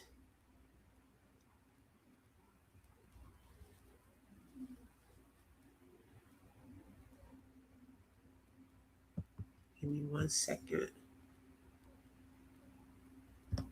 Thought it would be on YouTube. I'll find it before the end and share that with you all. Okay, so yes, they have given out one scholarship. I think to a young man named Kevin Jackson. Yes, Tabitha, yes. Miss Lily, hi. She said, but they're hysterical bastards. Set up an innocent kid for their own. Oh my God, Miss Lily. Look, I got to start proofreading. I'm getting back to y'all comments before I put it up there. Oh my gosh. They didn't know them outside of church. Okay, I get it. You silly. Oh my goodness.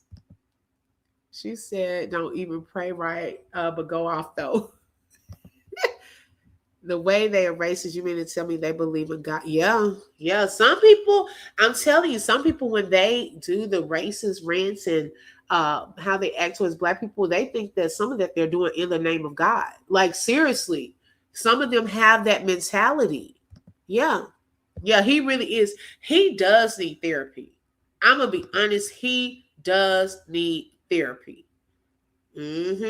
They did a collection from the supporters for their scholarship. Yeah, and I thought it was going to be from the GoFundMe. So the supporters contributing, the pizza place contributing. What y'all contributing? Are y'all using the GoFundMe money for the scholarship fund? Okay, coincidentally, the little boy that got the scholarship looks just like Karmelo, even the hair. Come on now, Latte, clock it. Okay, and I'm gonna get that picture and show y'all. Yes. Okay, that was not a coincidence. I feel like they did that intentionally to make it look like they're not racist or anything like that. Okay, because it's plenty in the group that she probably felt like they should have given it to. Okay, but come on now. Yeah, we trying to write cute, trying to put it out there also so people can see where y'all put some of that money. People can quit asking, well, what they doing with the money? Child, how much was the scholarship? How much? Now, if it's a scholarship for $5,000, we still want to know where the rest of the money went. Okay, unless y'all paying full ride scholarships, it wasn't a full 4-year scholarship, then hey, okay, how much was the scholarship? That's what I'm curious to know. Okay, so y'all, that was part 2. So we'll go to part 3 on another live because I wanted to show y'all a snippet. I know we've been on here an hour and a half, but I want to show y'all a snippet from the Not Guilty Boys, the live interview that they did last night. Oh my goodness, y'all. These men, I love how they break it down, their thought process on how they handle cases. I agree with a lot of what they said last night. So let's get into that. Make sure y'all are tapping that like button. It is for free. If you would like to support the channel, you're welcome to send a super sticker, super chat, Cash App, or buy a coffee. And those links are in the description field of the video, or the mods can drop it in the chat. You see what I'm saying? But hopefully, Okay, let me say this. There's a content creator in the middle. Let me just preface it by saying whose live this was. His name is, I believe he goes by Skull, and his channel is Skull Game. And so they, StreamYard, you can have it where you're live streaming to your channel also. So they were live streaming the Not Guilty Boys live streamed it to their channel. So I was watching it from their channel. So he was the one doing the interview. Then they had a portion where they had call-in guests, and there were some very good questions. And so we are going to tap into a little bit of this. Thank you, T. Smith. I appreciate that. I mean, it's almost like he was relating more to the state than he was to the jury. I mean, I'll just say that and be done with it. You know what I'm saying? But like if he was gonna go in there and really relate to them white folks and make them understand who Karmelo really is and know based on what he knowing and his experiences, kind of shed some light to them. But it don't sound like he did that. How could he have done that if Karmelo ain't even take a stand? I mean, I don't see how he did that. So, Okay. Yeah. Hey, look, y'all, we got the not guilty boys in the building, man. You did. We got the not guilty boys in the building. Make sure y'all go subscribe their channel on YouTube, man. They do this. You feel me? Y'all see they got their blog. They what they do, man. They not just attorneys. They get online, they talk about it, they break it down. You know what I mean? So y'all go follow them on YouTube, all platforms, Instagram, Facebook, I'm sure everywhere. Not guilty boys, y'all. Go subscribe their channels, man. Rock with these boys, man. Now, I want to ask y'all this, man. I'm gonna go you, Drew. When it comes down, you know what I mean? Can you break the law down to us, man? Because everybody was going kind of back and forth about, about the knife situation. You know what I mean? Just the situation of the knife, man. Is it against the law for Carmelo Anthony to have the knife with him in his bag away? You know what I mean? Just secured in his backpack. It attract me of, I want to say a 3 to 5 inch fold out knife. Was that against the law to have? Now, it might have been against school policy, but that ain't what you asked me. You asked me, was it against the law? I don't think it was against the law. Nah, I don't think it was against the law. I mean, I'm not one of these people that feel like, I almost feel like in every situation across the board, man, you got the right to defend yourself. You know, even the way the law is written, it almost reads like felons shouldn't have the right to defend themselves because they shouldn't have a pistol. Well, I've had, a murder case where the guy was a felon and we claim self-defense. I don't really want to talk to you about why he had the pistol. Because me and you both know if he didn't have a pistol, he wouldn't be here right now.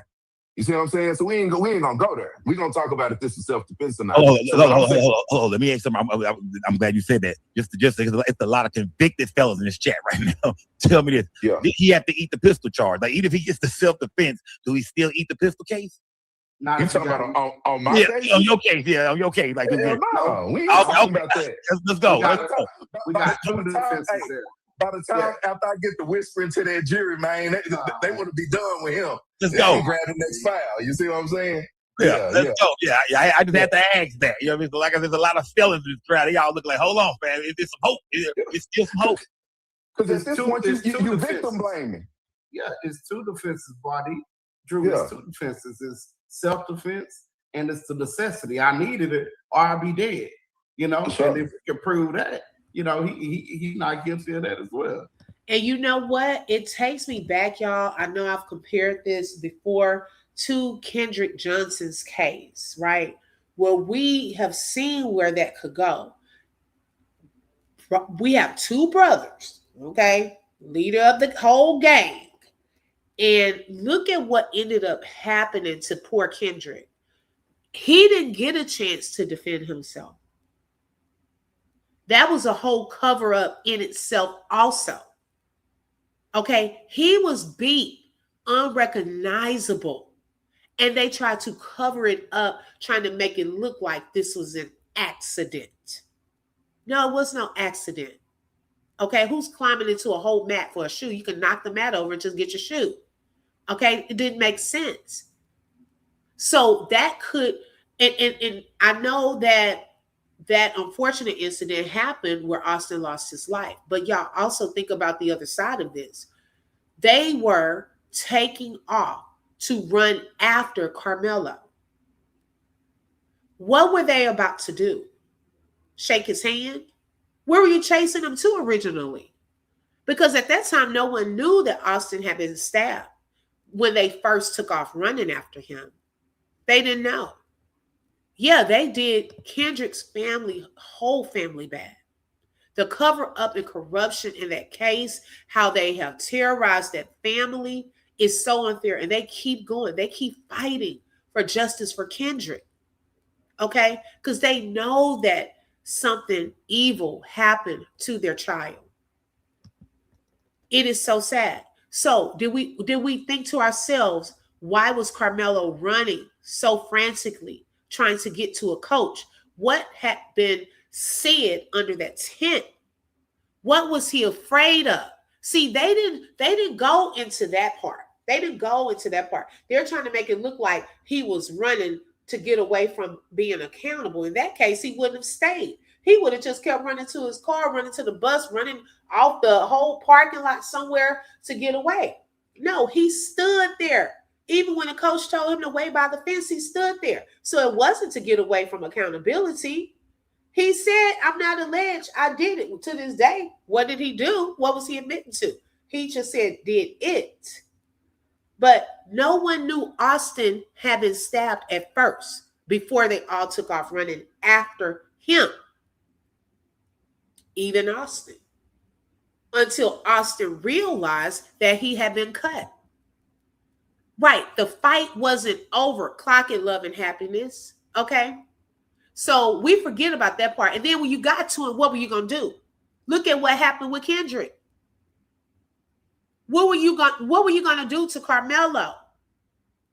He was running out of fear, not from accountability.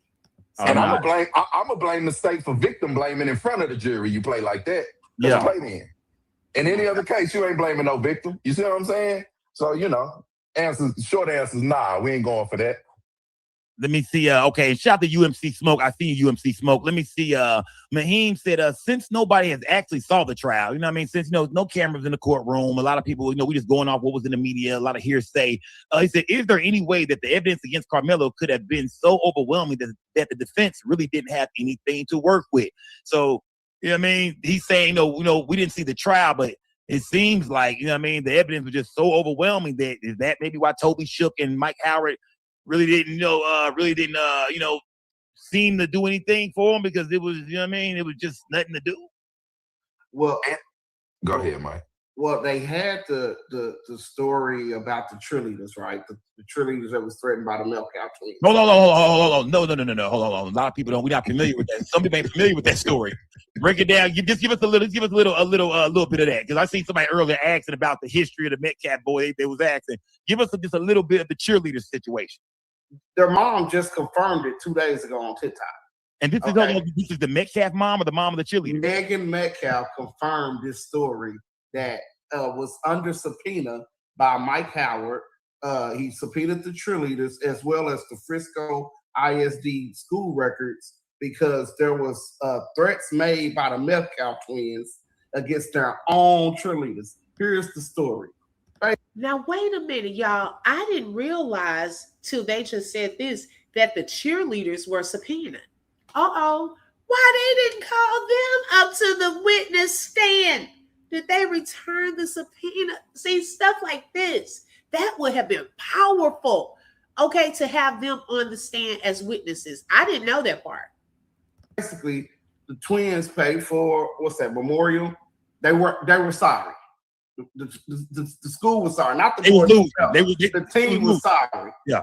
They had raised the Canes after the game where they lost to a team that they shouldn't have lost to. That team ain't won the game in 3 years. The cheerleaders in their own conversation at a separate table talking about the team, they're not that good. Metcalf twins here, Hunter go off the deep end. Start calling them fat bitches, excuse my language, telling them that his hands is bisexual, threatening them basically. Hold on. Hunter Metcalf threatening these cheerleaders. Hold on. The reason that I know this is because, not speculation. Yeah. I've been working behind the scenes, so I've actually talked to one of these cheerleaders' mom. Okay. And I know for a fact that these records exist. There were statements written by these cheerleaders to Frisco ISD that told about these threats and how they was scared themselves to come cheer for the team, because the Metcalf twins is on the team and had already threatened them. So they went to the coaches. He said he talked to the mom already. Miss Didi, girl, you are funny. She said, y'all, we got to get some money for her books that she about to go to attorney. She about to go to his office. Okay. We all about to go to his office. This is horrible. Right, love and happiness. They were horrible. This man has already done some footwork, this attorney, and talked to the actual cheerleaders. Why were they not brought in? That's what I want to know. Oh, you know why they weren't brought in? Toby Shook. See, he was the handler over there, in my opinion, on the defense side. Okay, if Mike Howard was doing some searching and trying to bring some people in, he probably was knocking it out the box or telling the prosecutors, run some interference. That's why a lot of stuff was shut down between Toby Shook and that judge. That's why Mike Howard, he definitely were not going to be able to make no big moves, to be honest, even if he wanted to. The coaches say, we need the Metcalf twins. That didn't happen at the school. Y'all go tell Frisco police about it since it happened at the school. Coaches didn't do nothing about it. They go above the coaches. They go to Frisco ISD administration. They don't do nothing about it. Okay, but the records is there. Mike Howard subpoenaed the records and the cheerleaders. Now I don't know because I wasn't at the trial. But to answer that question that Mahima asked, that's something that he could have used. I don't know if he tried to use it and the judge ruled against it. But what I do know from my sources, it said he didn't even subpoena Hunter. So how can you get it to that? The state made a strategic call. Just think about it. Why did the state not call Hunter Metcalf if that's his twin brother and this person died and he's allegedly died of his twin's arm? His twin was the eyewitness. Why didn't they call him? He should have been a main witness. And the star witness call him. Exactly. We just talked about that, y'all.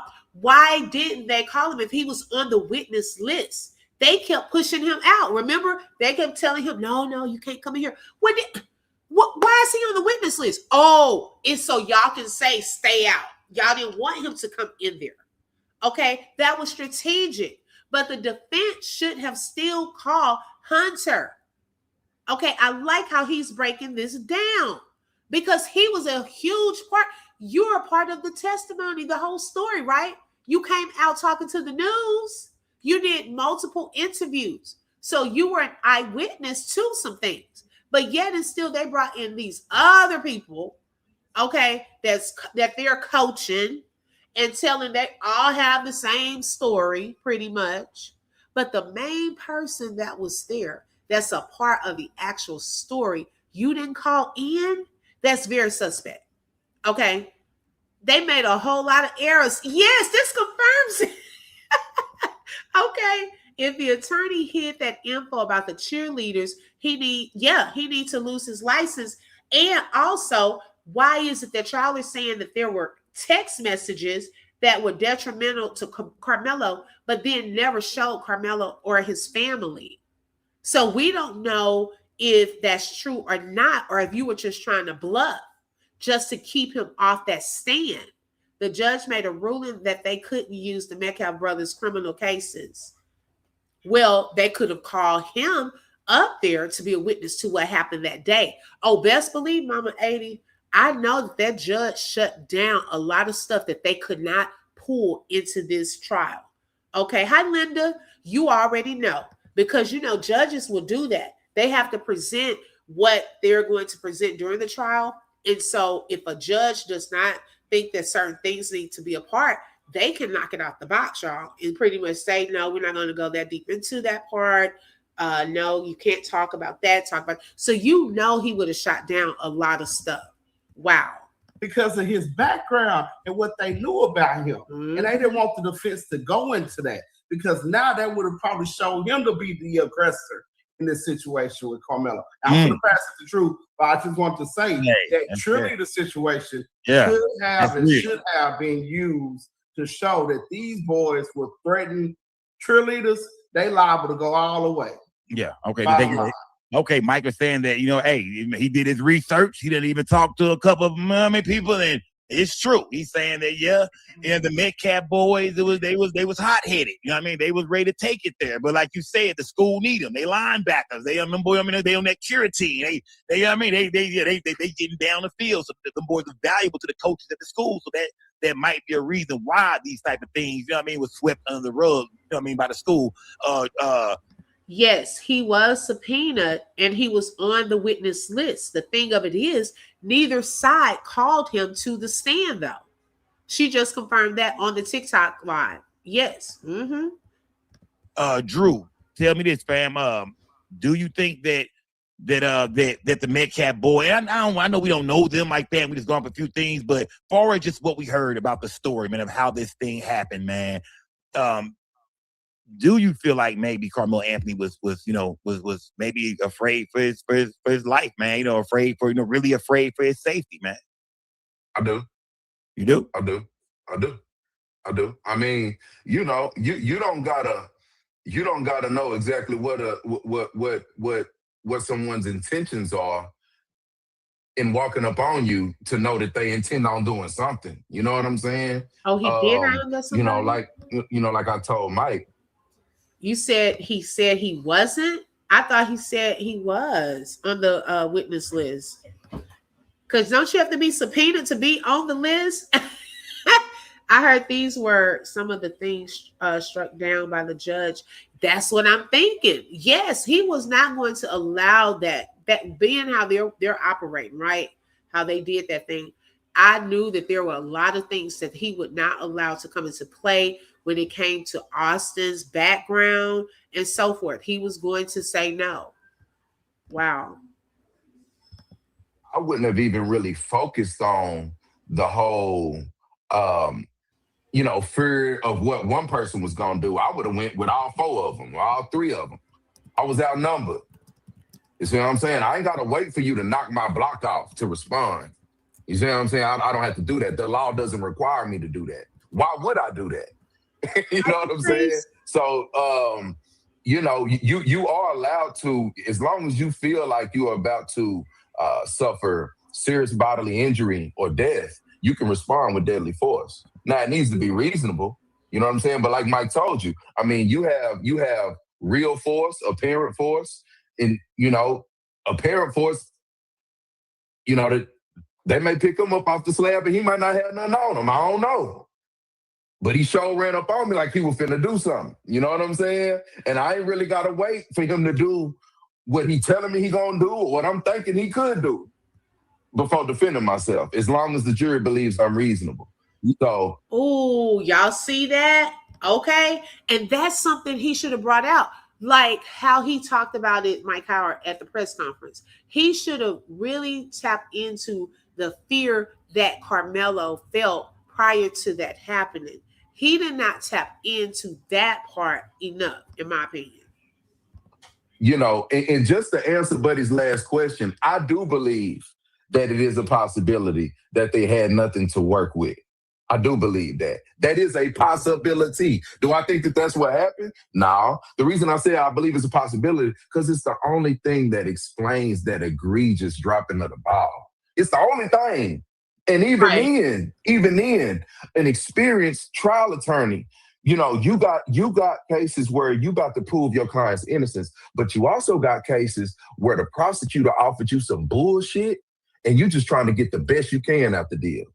So if you knew you ain't had nothing to play with, it should have been a punishment trial then. You should have had 15 punishment witnesses ready.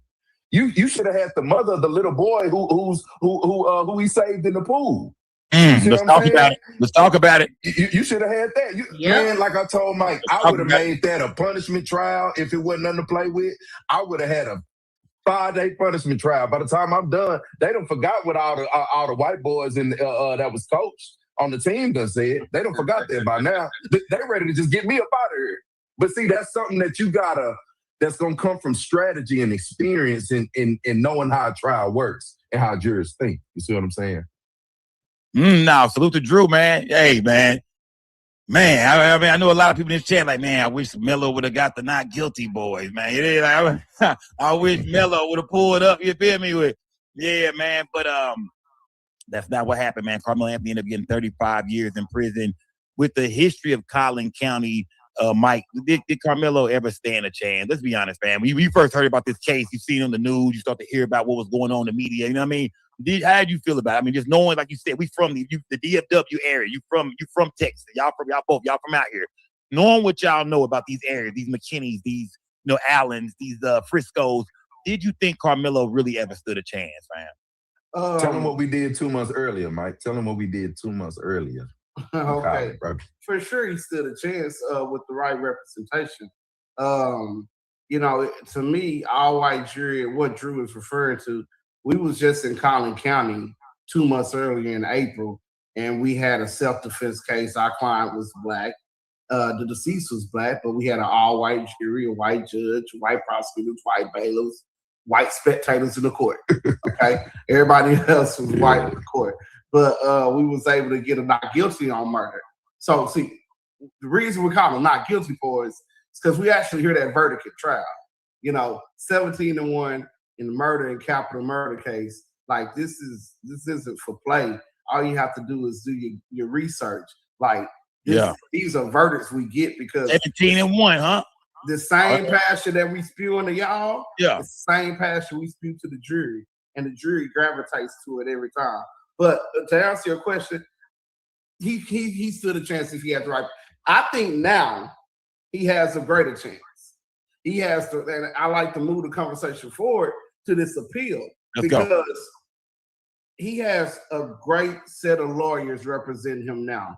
From attorney Russell Wilson, the captain of the ship.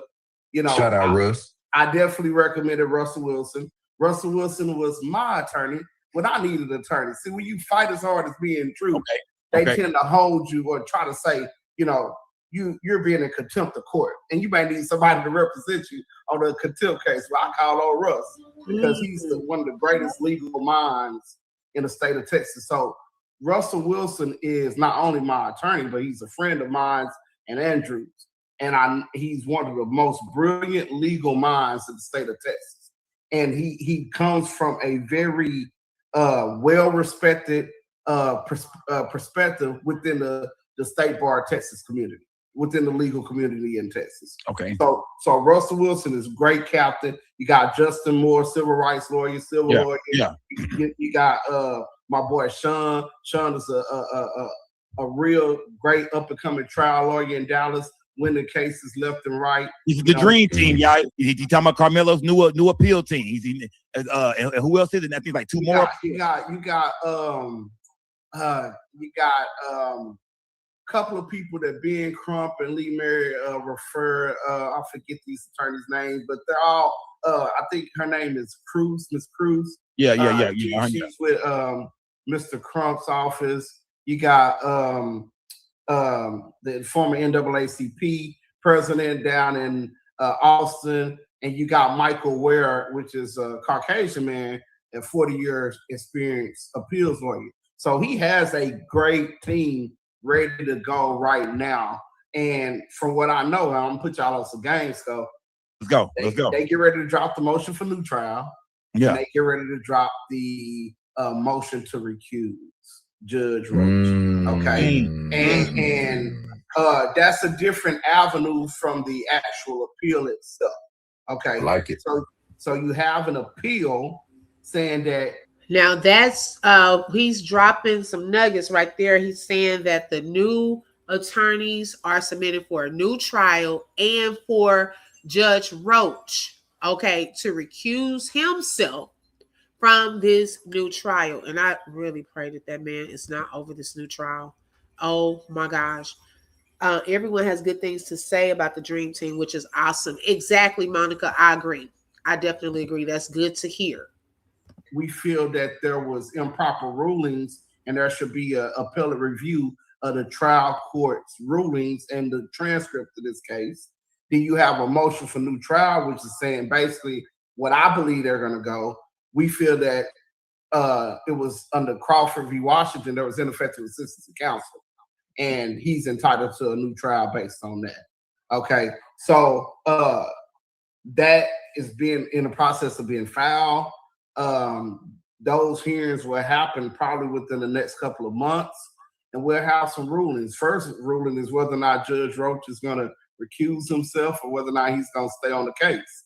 He still has jurisdiction as the trial lawyer up until 75 days after the verdict. Well, the verdict came out June 9th, so he still has jurisdiction over the case. Well, based on all the statements he made in the media after the case, I just saw some letter he wrote thanking all of Collin County for the mission accomplished. You know, sounds like some. But anyway, we know mission accomplished. Yeah, we know what mission accomplished. Yeah. We did it. We did it. Restroom attendants. I want to thank the parking lot attendants. We did it. We did our thing. We did it. I want to thank the clerks. I want to thank everybody. We did our thing. But anyway, you know, whether or not he's going to recuse himself. Y'all, something tells me, I could be wrong. I don't think that man's going to recuse himself. I hope he does, being that, you know, hey, you said you want to retire, right?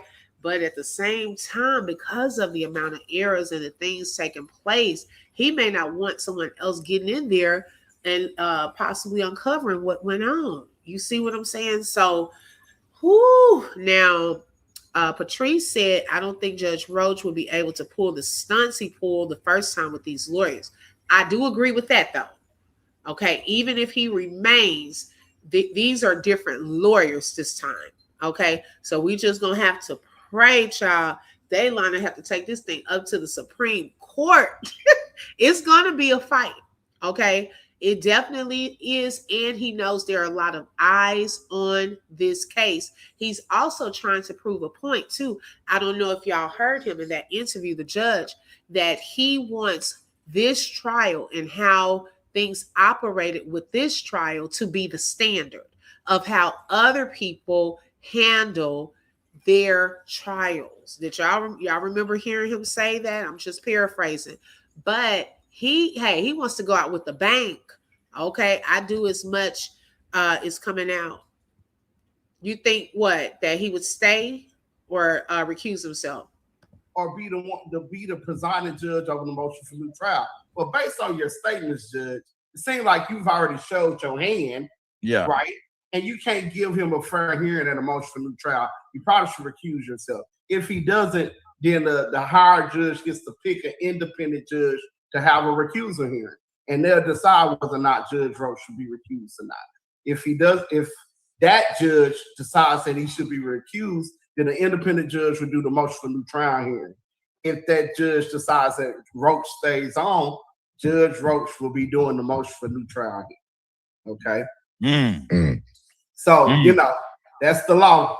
That's the law. That's right. That's a hard pill to swallow there, man. Yeah. But if you don't get the motion for new trial, then he also has the appellate review with the Fifth Court of Criminal Appeals. And that'll be if they decide that there are appealable issues, and let me put this asterisk in there. There's only appealable issues if Mike Howard made them appealable issues by objecting timely in the trial. So I ain't seen the transcripts, but I know in the times where he needs to make objections to preserve the record for appeal, if he didn't make that objection, there's no appealable issue for Karmelo Anthony. So I know this great appeal scene that he has now is getting ready to comb through these transcripts and find all the appealable issues so they can put that in the appellate review. Tell me this, Drew. Do you think there's going to be any appealable issues in there? Do you think that they was, you know what I mean? Because that would mean that they were kind of doing their job a little bit. If they was putting something away at least for later, right? I pray to Jesus that there's appealable issues. That's the only way that young man come home. I hope that he made all of the objections he needed to make. From what it sounds like he was kind of real lackadaisical in there with them objections. See, we object to you till you get sweat on your forehead. Object to y'all. You know what I'm saying? Y'all going off. I might see you. You know, you kind of on a roll on your questions. I might stand up and object just to throw you out. Just to throw you know off. What I'm saying? Like, I mean, cooking. You see him cooking. You going in. You got to know the tricks, man. So I mean, if he didn't object, you know, it's not going to be many appealable issues, man. But see, I didn't know that, y'all. I mean, we can clock stuff, you know, after the fact. But I didn't know these are things he would have had to object to, you know, like he wasn't really objecting to nothing. Okay. Oh, Lord, my nurse. Jesus, we are depending on you. Okay, hopefully the dream team gonna come in and find that little nook, that little crack. Okay. See, I didn't know this side of it until he kind of explained that that's why people do objections, so they can later appeal what they objected and all of that. He should have been objecting left and right to those kids on there. Oh my gosh. If he is doing the retrial, he might be spiteful and give him more time just to prove, that he runs it. I hope he is removed. And thank you for that, Tina. I appreciate that. I agree. Yeah, he gonna want to try to prove a point.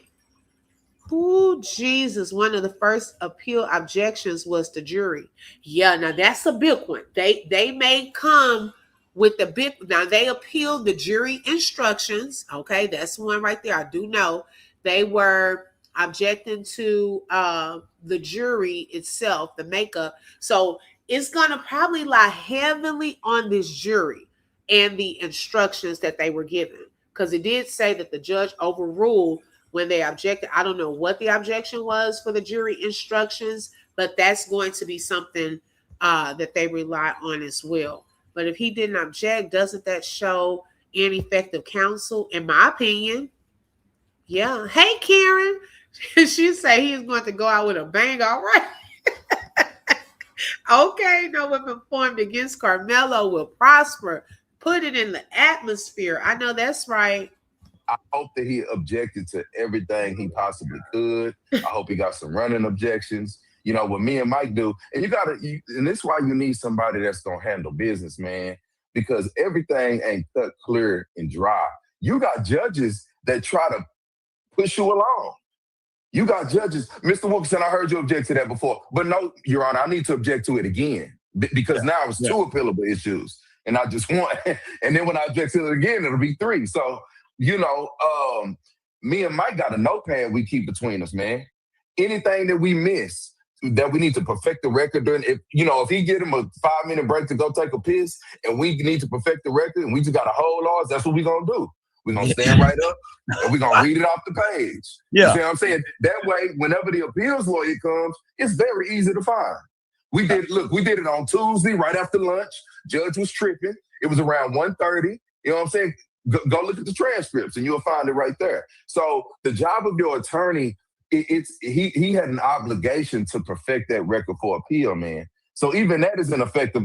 I would almost argue exactly not making any objections at all, which I'm sure that ain't what happened. He had to make some objections. Yeah. Is ineffective, man. So okay. I got another. Go ahead, Mike. I got another angle. Yeah. To get Karmelo home. This is probably the most. He said he has another angle of getting Karmelo home. Let's hear this, man. Salute to everybody in the building, man. Break it down, Mike. What's that other angle, fam? This is the most untalked about angle to getting Karmelo home.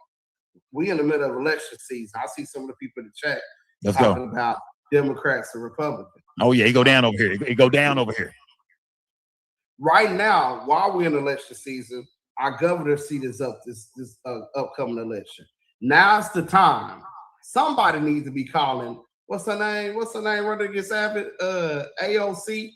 I think that's her AOC. I love AOC. Shout out to AOC. She does not play. Okay. Hey, AOC. We're going to talk to your headquarters. How do you feel about this Karmelo Anthony verdict? Where do you stand on the Karmelo Anthony verdict, Miss AOC? Would you be willing to come out and make a public statement in support of Karmelo Anthony? Because you want to get some votes, right? This is one of the most contentious things going on. So if we can, because while Mr. Abbott is in office, he has a 0% chance of getting a pardon. Okay. A pardon is the way to get him home. Yeah. Okay. But if we can somehow get AOC, I know we in Texas. I know, this is the good old boy state. We may be outnumbered, but that is an outlandish idea. I just want to put out there, we may need to get around the right candidate that can push to get this boy home as well. Okay. Now salute, man. Salute. Drew, let me see. Hold on. Y'all both one at a time. Let me see. So Drew, tell me this. Let me see. Hold on. Where do I want to go with this, man? That was a good idea, though. I think you might have a little echo while I'm talking. Hold on. Because it is a midterm election year, and hey, people gonna want votes. Okay. And AOC has a big voice, and some other politicians. I know Jasmine Crockett has spoken out on it as well. So yeah, that's a good idea as well. Hold on. I want to go to Drew real quick, man. Tell me this, bro. When you go in here, Drew, this is, let's talk about the appeal. The appeal. You know what I mean? When you go in here, fam, do you with everything that's happened, after the trial, man? You know what I mean? After everything we've seen play out in the media, we heard Jeff Metcalf, the dad, speak out. We seen Judge Roach do an interview. When you go in there this time for the appeal, if the appeal is granted, when y'all go in there for this new trial, do you play the race card? Nah, not Break yet. it down. Break it down. Tell me, when does that race card come out, if it ever comes out? I mean, my thing is this, man. Like, you gotta understand. I'll give you an example. I can say that an officer is a crooked officer, right, in front of a jury, right? Or I could say that this officer made a mistake, right, in front of the jury, right? Both of those lead to the same result. This officer effed up, and you need to find my client not guilty. Regardless if it's because he's a racist and he profiled him, or regardless just because he made a mistake. The statement about a racist, people waiting to see evidence of that. So I can't just stand up and say that without presenting some pretty good evidence of that. That's why I would go with he just made a mistake, because we all human. You see what I'm saying? I ain't really got to prove nothing to you to show you that somebody made a mistake. Now, I'm going to correlate that with this race thing. The race thing, I think is legit. I think it's important. And I think that it's powerful. But I don't think that that's something you get all in the media with prior to trial, so these white folks know what your plan is, so your right hand know what your left hand doing. That's an argument you keep in your back pocket all the way through trial. And you elicit testimony that this could have been about race. And then once it's concrete, you drop that bomb on their ass. And it's nothing they can do about it. They couldn't have prepared for it. They can't respond to it. They better be able to think on their feet quicker than me. Because it's over with. The blood in the water now. So when we think about the late, great Johnny Cochran, right? Mm-hmm. That's kind of how the OJ trial was kind of won, was once he could prove that something, you know what I mean? Once they proved that it was race involved, you think that's kind of how, I ain't saying OJ did it or didn't do it. I'm just saying, as far as him beating the case, do you think that Johnny Cochran was, you know what I mean? And he a legend, RIP to him. Do you think that was a real, like a professional move? Miss Lady T, you had me hollering. Now, T. Smith has a good point. She said if that's the case, we need to change the narrative and push out Karmelo's background way more than the injustice done to him. We need students from Karmelo's school that speak about his nature. I agree. I definitely agree. And that was one reason I did that premiere one day, talking about the different things his parents, were sharing about him, his scholarships, things like that. So we need to bring more awareness to that. Also, the point about the fear, the self-defense part, that's the part that they really did not tap into a lot. So they need to also hone in on, why did he feel afraid? And y'all, some stuff I just still feel like we missing, like the whole chain of events under that tent.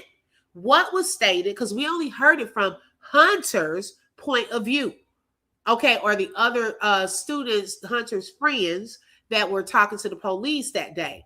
But what is Karmelo's side of the story? We're still missing that. Okay, we have not heard that. So hopefully we can finally get to the bottom. And where either one of those little tools, because it's two of them that were submitted into evidence, were either one of those his. And if it wasn't, where did he find it? Okay, because we're assuming some stuff we have not heard Karmelo say out of his own mouth. Karmelo on the field. Yes, I shared that too, Tyrese. Mm-hmm. Well, if it's the same one, when he was younger, a little younger, is that the one you're talking about? They were hiding Hunter so the jury would not see how huge he was. Exactly. They think they're slick. We already peeped the play. Or basically a move that OJ needed. Once they found out that that cop had a racist background, they took it from there, and OJ was found not guilty. The race thing, and if the glove don't fit, you must have quit thing, those are trump cards, man. You don't play your trump cards first. I don't play spades, but I'm pretty sure that you hold something in your hand until the end of the game to make sure you break it on, So, I mean, it's a trump card. And, I think it was a lot of talk on the internet. And I think that the enemy, whoever the enemy is, got a chance to prepare themselves for what was going on. Think about it. Why would the DA ask everybody up there, is it about race? How they know? You see what I'm saying? Why would he ask them that? Because he done already heard how you coming, and he trying to ingrain that in the jury's head that race ain't got nothing to do with that. But if you would have kept that in your pocket, and on top of that, you a white man too. It ain't me screaming in front of the mountaintop. They might think I'm just having a bad day. You see what I'm saying? Yeah. But you a white man too. You drop that on him as a white man. Like, look, I relate to y'all. I probably came up how y'all came up. but I'm starting to notice some things that are going on in this trial. Do you notice it too? You see what I'm saying? Look at me, look at you. Yeah. How can I notice it and you not notice it? You see what I'm saying? But you do that a whole year going up to trial. I mean, they probably was prepared for it, man. Okay. Now, so and look, I see I want to say shout out to my chat. I see everybody in the chat. I see it was 2 more questions earlier, man. Chicago. This is KJ. KJ said, do these 2 lawyers think that all the hooping and hollering out in front of the courthouse helped Karmelo? Do y'all think what happened outside the courthouse, played a role with what happened inside the courthouse? Not the hooping and I don't think it played a role, but I don't think it helped. But I also understand it. I understand the disdain amongst the Black community for what's going on. I understand it. I understand the questions. I understand the lack of patience for these types of situations. So I ain't judging, but you asked me, do I think it helped it? I don't think it helped it. You know what I'm saying? For them white folks to see everybody out there and they on their way. I mean, it was going down out there. I was out there. I was out there. This person could be a juror walking by you. This person could be a juror. You see what I'm saying? So, I don't think it, but I totally do understand it. And honestly, I support it. So I know they sound like a hypocrite, but I support it. What about you, Mike? How you feel about what was going on? It was all over the news, man. We seen one girl slide on her knees during the verdict. You know what I'm talking about? It was going down out there, man. It was going crazy. Like, how did you feel about that? You say, man, this is going to hurt, man. We seen Jake Lang out there. We'll get that later on, but we seen Jake Lang out there. We seen a lot of confusion, man. Do you think that, and a lot of people said those guys were plants, like Jake Lang and some of them, the people that were showing up kind of, cranking it up. Do you think that helped or hurt it, Karmelo's case inside the courtroom? You on mute, P. You back. You good. Yeah, I don't think it hurt. I don't think it helped, but it like Drew said, you don't want a juror to see that and take the wrong, approach. I think the lawyer should be quarterbacking all of that. And I think that's the problem with, and I support all of the activists. I support all the protesting, but I think that they should be working in cahoots with the attorney just to make sure that, hey, we want to make sure we're not doing anything on our end that could be hurt to defend it. And I'm not saying that it did, and I definitely agree with what they were doing and their purpose outside the courtroom. But, again, just working in cahoots with the attorney to see when is the time to pull that trigger may be the best thing to do in this situation.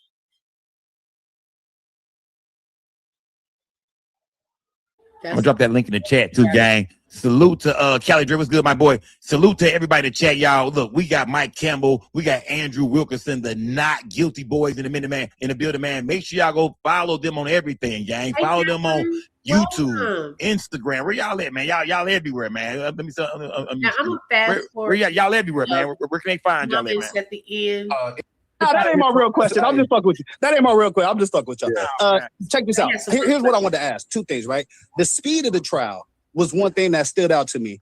And then the second thing is about the actual verdict, right? Because when I read the verdict for that murder, it's all about intent. But Karmelo's sitting there for 5 or 6 minutes. He's not talking he's not doing anything to anybody.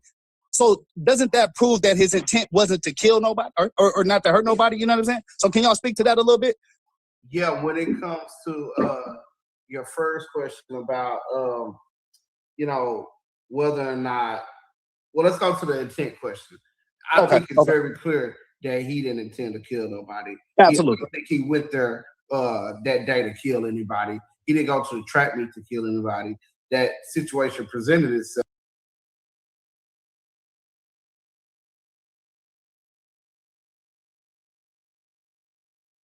Look, I'm on mute too. Patrice said Obi Melo kept saying he was defending himself. The cop said he got the alleged suspect. Melo said, I'm not alleged. I did it. He didn't say I did it. Please watch it again because it doesn't make sense. Okay, Patrice, I will definitely watch that again. Because I thought he said, I know how this goes. I'm not alleged. I did it. I'm going to have to listen to it again. I felt like 35 years was excessive. I read somewhere that potential jurors were asked how they feel about the immigration policy What's up with that? Yeah, what's up with that? I'm a proclaim my innocence and then say I did it. Now they lost so much.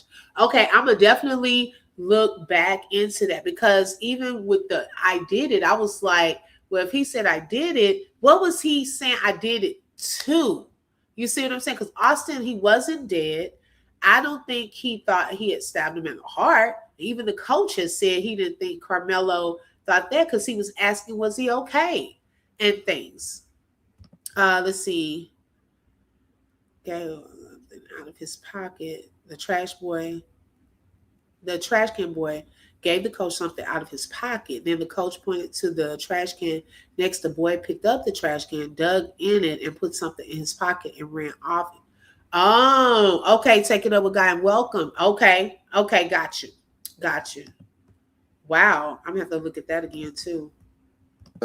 And he was confronted by all these students surrounding him at this tent, and he had to make a split decision. In most self-defense cases, you have to make a split-second decision, and it's life or death. You know. The reason I ask is when I read both the laws, right? When I read the murder law, when I read the sudden passion law, it looks a lot more like sudden passion if you just reading the definitions than it does to the murder, because the murder is filled with intent language.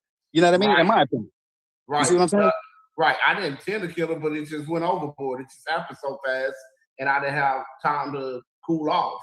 It just all happened so fast. That's the manslaughter argument. You make both those arguments in this case.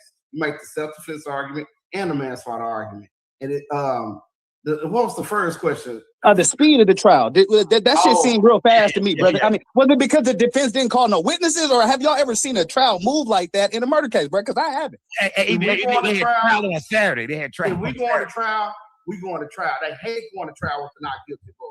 Because I'm a subpoena. If you give me a witness list of 200 people, I'm a subpoena all 200 of them. Everybody. And everybody needs to show up to court and get sworn in, because I may or may not call. And you know what? If we going to trial, I don't let them rush me. You know, because my client life is on the line. So while you worry about getting to your golf tournament, while you worry about getting home to your wife, I gotta worry about my client going home for the rest of his life. So I won't let them speed me along. Working on the Saturday, that's unheard of.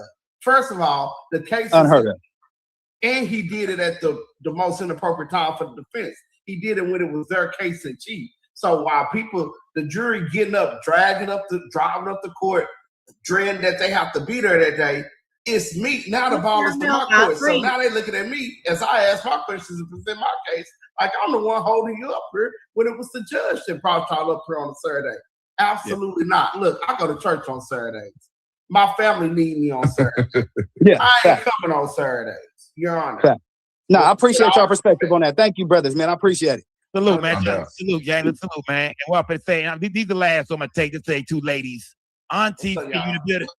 Hey, Scout. Hey, not guilty boys. How y'all doing? I'm sorry, How are you?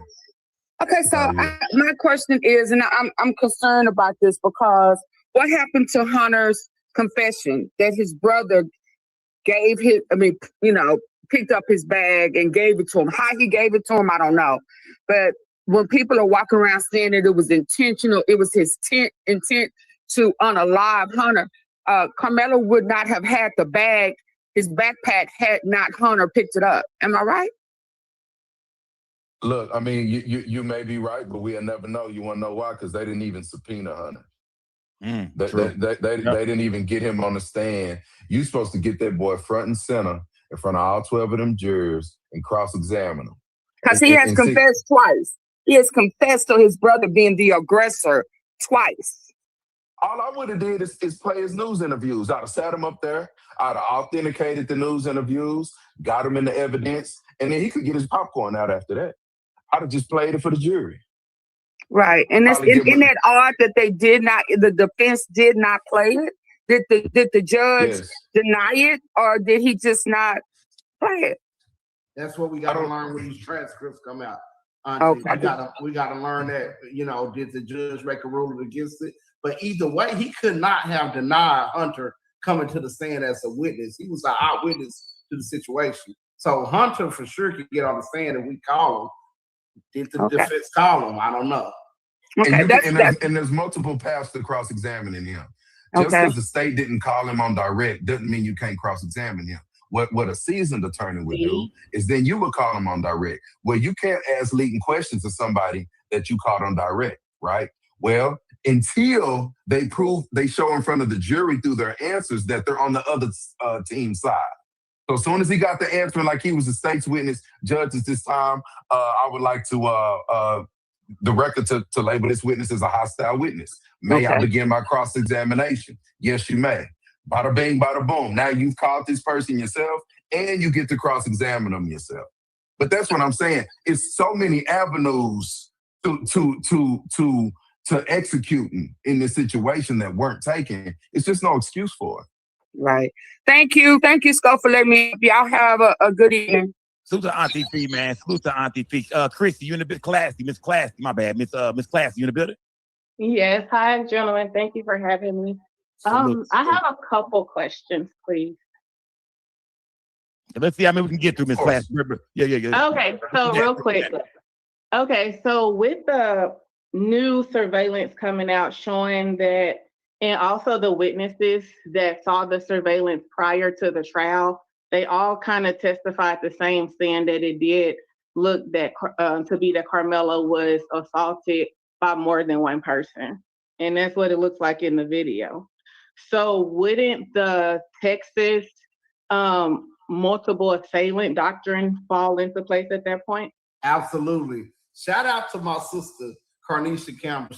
She's been inspired by this now to go to law school. And she want to be a lawyer like me and Drew now. But in the midst of that, she brought that up. And you guys are dead right. He can be held liable for the actions of Hunter. And but Hunter said Austin grabbed the bag. See, that's why you need a seasoned lawyer. You grab my bag. Now you may try to rob me. You trying to rob me? Come on, man. This is defensive. I have a right to defend my property too. So defensive property come into play. I don't know what you're doing. All I know, I'm perceiving that you said you're attacking me and I need to defend myself. So yeah, I think them surrounding him, we would have highlighted that at trial and said, hey, he didn't know what they was going to do. All he know that he was in threat of imminent danger. He needed to defend himself. So that would mean that, like with the Texas Penal Code, I think it's 9.3 if I'm not mistaken, but that would mean that everybody else, because someone died, would be responsible for Austin's death, not Karmelo. With the multi-assailant doctrine. Well, what that will mean is that I don't think everyone else, but maybe those group of people who was in that crowd that first confronted Karmelo, they could have been held liable to some extent. Because I think it's the law of parties. Yeah, the law of parties. Law of parties, yep. Yeah, it applies. Yeah, Miss Classy. I see you. I see you on your your grind, Miss Classy. Yes, because I'm like, I've been doing a lot of research because I just want him to be free. And then also I saw something where they was talking about his wound, Austin's wound, and the size of it seemed like force. So wouldn't that, considering Karmelo was sitting down the whole time, he's only 5'9", 130 pounds. Austin was 6 foot, 200 and some pounds. There's no way that type of force could have been implemented by Karmelo sitting down, reaching his chest. So wouldn't that say that during Austin launching toward him and assaulting him, or somebody attacking him, that's how that happened? And he basically, the force was caused by himself. It was like self-inflicted. Because there's no way Karmelo would have been able to put that much force sitting down with someone that did. Sorry, Ms. Classic, but that's where his defense dropped the ball. Because he didn't put up any medical experts that could explain that. He didn't put up any mitigation experts who could have maybe did a reconstruction of the scene and what actually occurred. But putting up experts to help explain that to the jury is where the defense dropped the ball by not doing so. But yeah, absolutely, those are arguments that help raise doubt. See, our job is just to raise reasonable doubt. We ain't got to prove or disprove the case. We just got to raise doubt. and them experts for the help that theory get pushed along to the jury. Salute to Classy, man. Salute to Miss Classy. Okay, so I'm going to pause that here. And then y'all brought up the other video. Shout out to the Not Guilty Boys. Y'all make sure y'all tap into their channel. They have some other videos on there as well. T. Smith, are you able to get their link? She said once you get to court, the law really goes out the window. It devolves into a whole high school popularity test. Right. And it's called the Not Guilty Boys with a Z. So let me pull up the body cam footage video because y'all were saying y'all heard he didn't do it. Okay, so let's see. If somebody is shooting the victim, they need to be over there. Don't reach for anything, all right, man? Stop right there for me. Dispatch 443. I got the suspects, and they're currently treating the victim. Again, he's on the north end of the stadium. All right. Any weapons on you like that?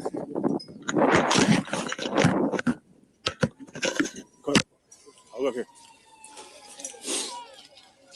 How long? He put his hands on me. I know I'm not. 4-4, copy. I'll be in route. Help me. How long? He put his hands on me. I know I'm not. 4-4, copy. I'll be in route. Help me. Y'all back up a little bit. Come over here. He said, it sounded like he said, he put his hands on me. I know I'm not guilty. She said the cop kept cutting Mello off. He knew that camera was on too. Over here. I'm gonna put your handcuffs for now, okay?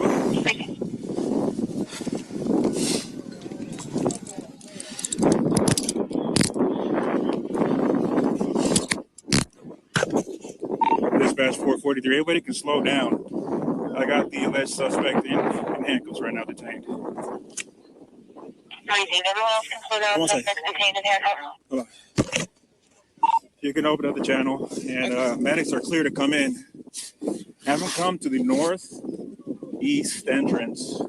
That's gonna be a gate that's wide open there, and then you come to the victim from there. Thank you, sir.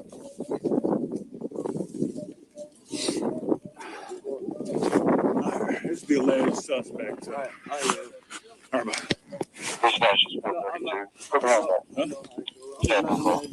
Okay. We'll figure that out. So nothing on your person at all? Nothing? No, sir. Mind if I reach in your pockets and stuff and all that? He's victim so many times. Let me rewind that part because he was mumbling in the background. Can't hardly hear him. Okay. We'll figure that out.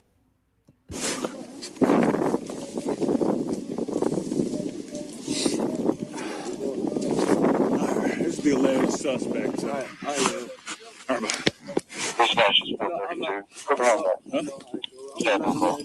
Okay. We'll figure that out. So nothing on your person at all? Nothing? He said, I'm not alleged. I know how this goes. I'm not alleged. And then it's like, it's hard to hear after that. Now, in the actual arrest report, they put I'm not alleged. I did it. Yeah, she did ask some good questions. Hey, Tostitos, welcome. Let me rewind a little again.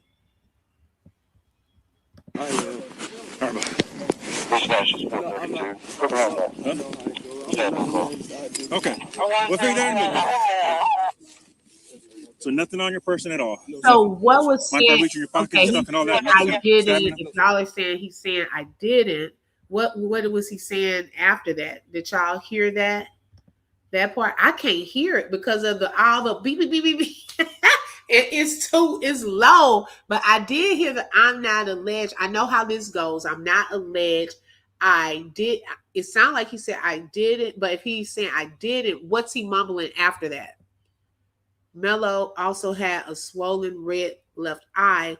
Peep how they have him facing away from the camera until he gets out in the car. That's true. Yep, I noticed that too. They lying. Gets punked in Put it in the back of the car. It sounded like he said he did it. Yeah, what is he saying? I did it to what's after that? You have to have headphones on to hear Karmelo. Got you. Okay, well, let me do more research on that part because I want to hear what he's saying. I didn't, and it sounds like that. Okay, because that would help.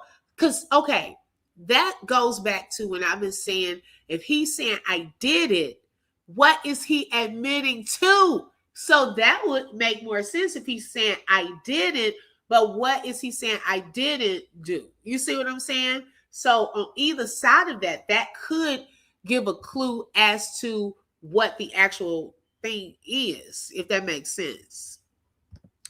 He kept proclaiming his innocence only to say he did it. Ooh. I got you. I got you. Okay. Okay. So what did he say? I didn't what? That's the part. I believe he was saying, I did it. We know how this goes. Meaning I'm black. We know how it goes. That's what I originally was thinking too, Stephanie. Yeah, that's what I was thinking. That he was saying, oh, I know how this goes. You know, the black man, you know, I'm not alleged. I did it. Like I'm trying to take some accountability. But remember, there was always a question mark there for me because I'm like, what would he be admitting to? What was the I did it? It is what? We never found out. Okay. I know how this goes could mean he probably thinking he hit the white boy. Of course, he's gonna be the one getting arrested for defending himself. Yeah, because he said he put his hands on me. I know I'm not guilty. Then he said, I know how this goes. I'm not alleged. I did. And then that's where it gets a little, I'm going to have to put some headphones in to hear because y'all are saying that Lupac said that he's saying didn't. But what's after the didn't part? Yeah, the cop was cutting him off. I'm wondering, did the cop want to cut him off so that he didn't say too much? Okay, because he knew his camera was on. Okay, but hey, if he kept cutting them off, then they could fix that the way they want to. Because remember, the arrest report had it the other way, and that goes back to what I said about the coach on the stand when he said Karmelo told him he put his hands on me, I stabbed him. Did Karmelo use the words I stabbed him? Because we didn't hear him say anything about stabbing right here when he was being arrested. So did you just put that part in there? I stabbed him, or did he also say I did it, or I did? That's the confusing part. This is why we need Karmelo to speak up and let him have a chance to speak for himself and tell what happened. Because all of this is kind of confusing. Even he said I did it. He didn't say it like that exactly how someone else just said. Right. Exactly. Hey, Becca, welcome.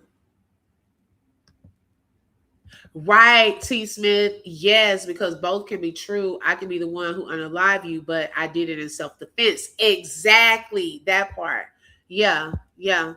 That's why he didn't feel like he was guilty, because he was trying to use self-defense.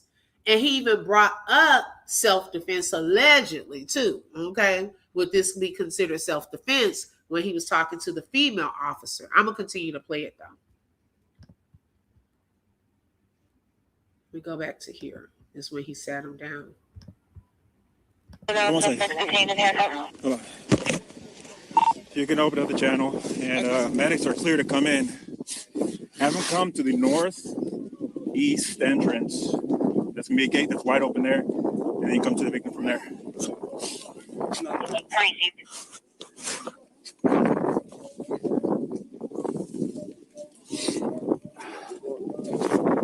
This is the alleged suspect. All right.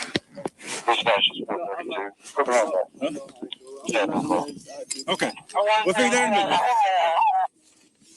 So nothing on your person at all? No, nothing? No, sir. Mind if I reach in your pockets and stuff and all that? Nothing gonna stab me? No, sir. Okay. I'm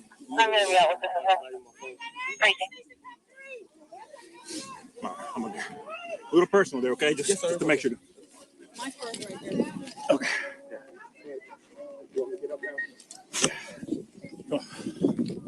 All right. The victim's going to be underneath that tent over there, so I'll get medics. Thank you for analyzing. Memorial tent over there, guys. All right. He put his hands on me. I told him not to. He put his hands on me. What's happening right now? Victim is over here on the north end. They got staff standing to him right now. This is the alleged suspect. All right.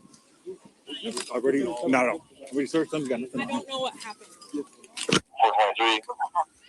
Trackers everything about CPR progress for a little bit. Crazy. Yeah, that's the wrong thing. Okay, take it up with God. I think he was admitting to the person you're looking for this is me. I'm not alleged. He was saying, I'm the one you're looking for. Remember, the police had another call to the stadium for something else that happened that day. The police camera is never on his whole face. Yeah, I didn't see that. I didn't see his whole face. You're right. You're right. He didn't know Austin had passed yet. Exactly. His lawyer never humanized Karmelo ever. That's what I was saying, Stacey. Even he did more of that during the pre-trial at that press conference. He never humanized him. Right. I think the coach or someone could have told and convinced Karmelo he did something he didn't do because he was already gone. Okay. Right, because in Karmelo's head, he thinks Austin was only pushed because remember when Karmelo shot up from the tent and getting ready to run down the bleachers within 3 seconds. Yes, like it was still some stuff happening under the tent and he's taking off running. Okay, he's trying to get away from them. They're thinking, oh, he's running because he, let's say he did it. Okay, because, hey, now that this has happened, obviously he was the one that did it. Well, hello, what were y'all doing once he was up out of the tent running and y'all was still going at it? Okay, this is why it would have been important.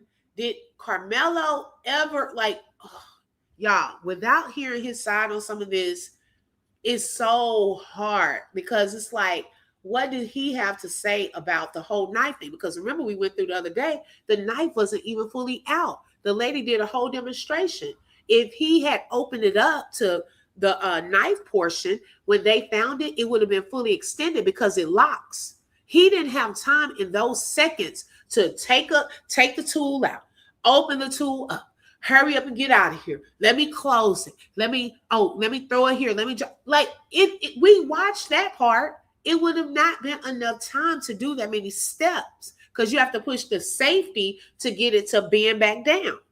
Okay. So oh my gosh, what happened in those moments? I think so too. And because he took off running, those boys pointed him out and said he did it. But do we really know Karmelo did it? Or was it one of y'all? Okay, after we keep looking at that video over and over, it looks a bit suspicious. Okay, right? Karmelo didn't know Austin passed away. Exactly. I'm telling y'all. She said, can you rewind? Is that Coach Carr in front of Karmelo? Oh, let me see. It's the audio valid. Okay, come on with the wrong date. Come on now. Okay, let's see here. Now where? Let me see. Which coach? Oh, right there. Okay, let's see. I'm gonna be a little personal there, okay? Just to make sure. He kept on with that. No. Okay. You gotta check him. Got your handcuffs. All right. The victim's gonna be underneath that tent over there, so I'll get medics. You talking about right here? I don't think that's him. Thank you for analyzing. Memorial tent over there, guys. All right. He put his hands on me.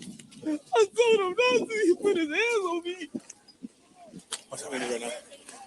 Victim is over here on the north end. They got staff standing to him right now. This is the alleged suspect. All right. Already? No. We searched them. Got nothing. I don't know what happened. 423. Trackers everything about CPR progress for a little bit. No, I don't think so.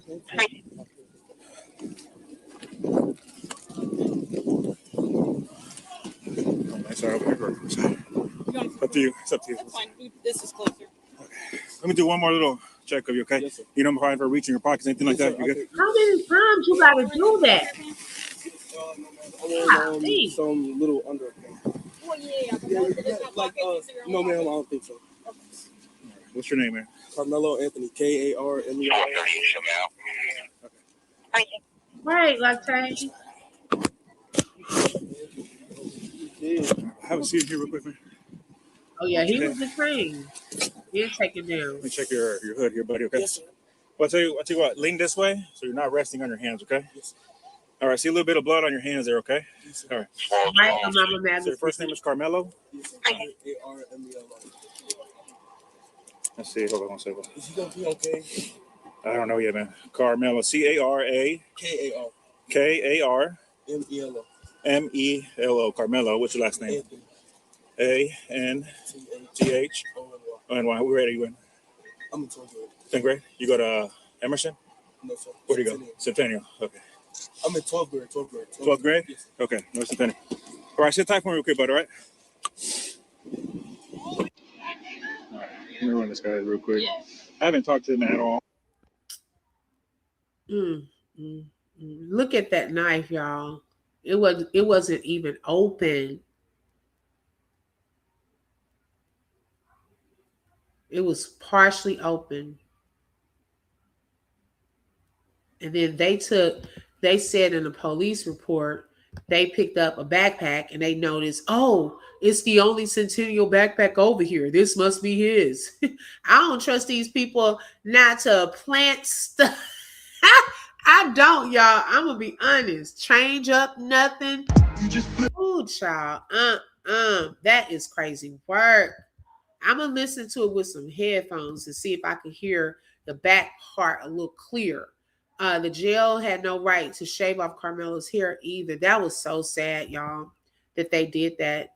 He even asked if he's going to be okay. Right. That's why I was saying, if you thought you stabbed someone in the heart, that's a vital organ.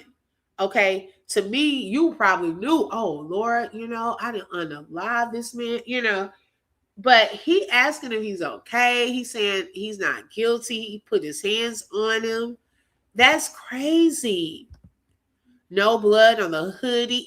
He had just a little on his finger, a little blood, little slit.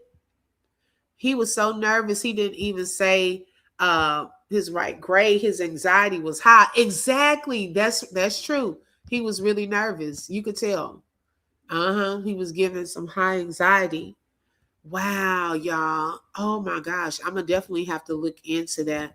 Now, I wanted to also show you, I told you I was going to show you this before we get off with the Austin Metcalf scholarship. Well, first one was just given out to a young man by the name of Kevin Jackson. Okay, let me pull that up.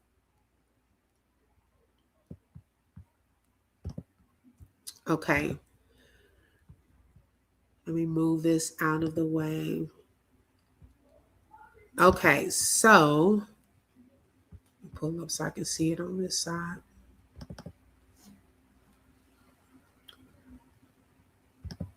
Okay, so it says, grateful, grateful, grateful. God has been so good to us. I think this was from his mom that made this post. My baby Kevin Jackson is the first recipient of the Austin Metcalf Memorial Scholarship. This is truly an honor and blessings for our family.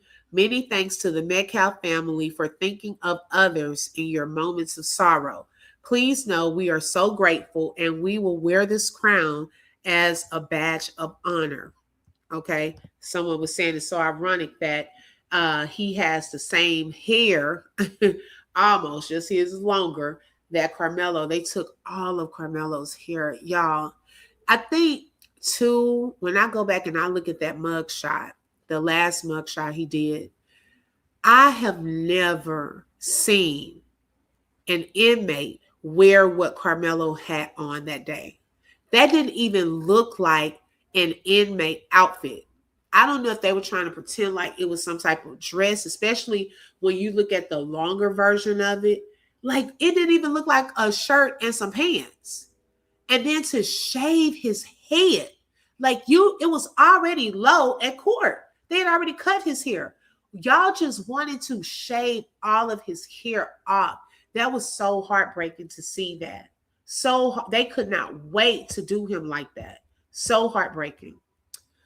See, he keeps naming the other school because I heard the twins was over at the middle school and the girl they had been bullied. Her parents reported it, and Meghan and Jeff was called to the school. Yes. Yeah, people have had things punctured in the heart and liver. It's probably the removal of the item that led to his unaliving. And what a coincidence. It had to have been a black boy. Exactly. You know, they're trying to make it like we're not racist. After Jeff's whole rant, they got to make it look good. Okay. Right, T. Smith. Okay. Looks like something from the 1960s. Right. That's what I was saying, Love and Happiness. It looked like one of the old school. They did that on purpose. I went through one day and we were just looking through the different inmate outfits, uniforms, whatever you call it. And I've never seen that one. Never seen that look. Okay. I don't trust them looking in their face. If I stood for Karmelo, I wasn't accepting it. Sorry, we got to protect our black sons, and it goes against standing for his rights. Exactly. He would not object to nothing because he was not trying to tell or trying to help Karmelo, period, point blank. Okay? And it shows. Then let me pull up the second part.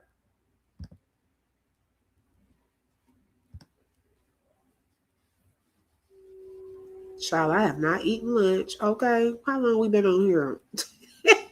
I haven't even eaten breakfast, y'all. Let's see. Okay, let me pull up the second part.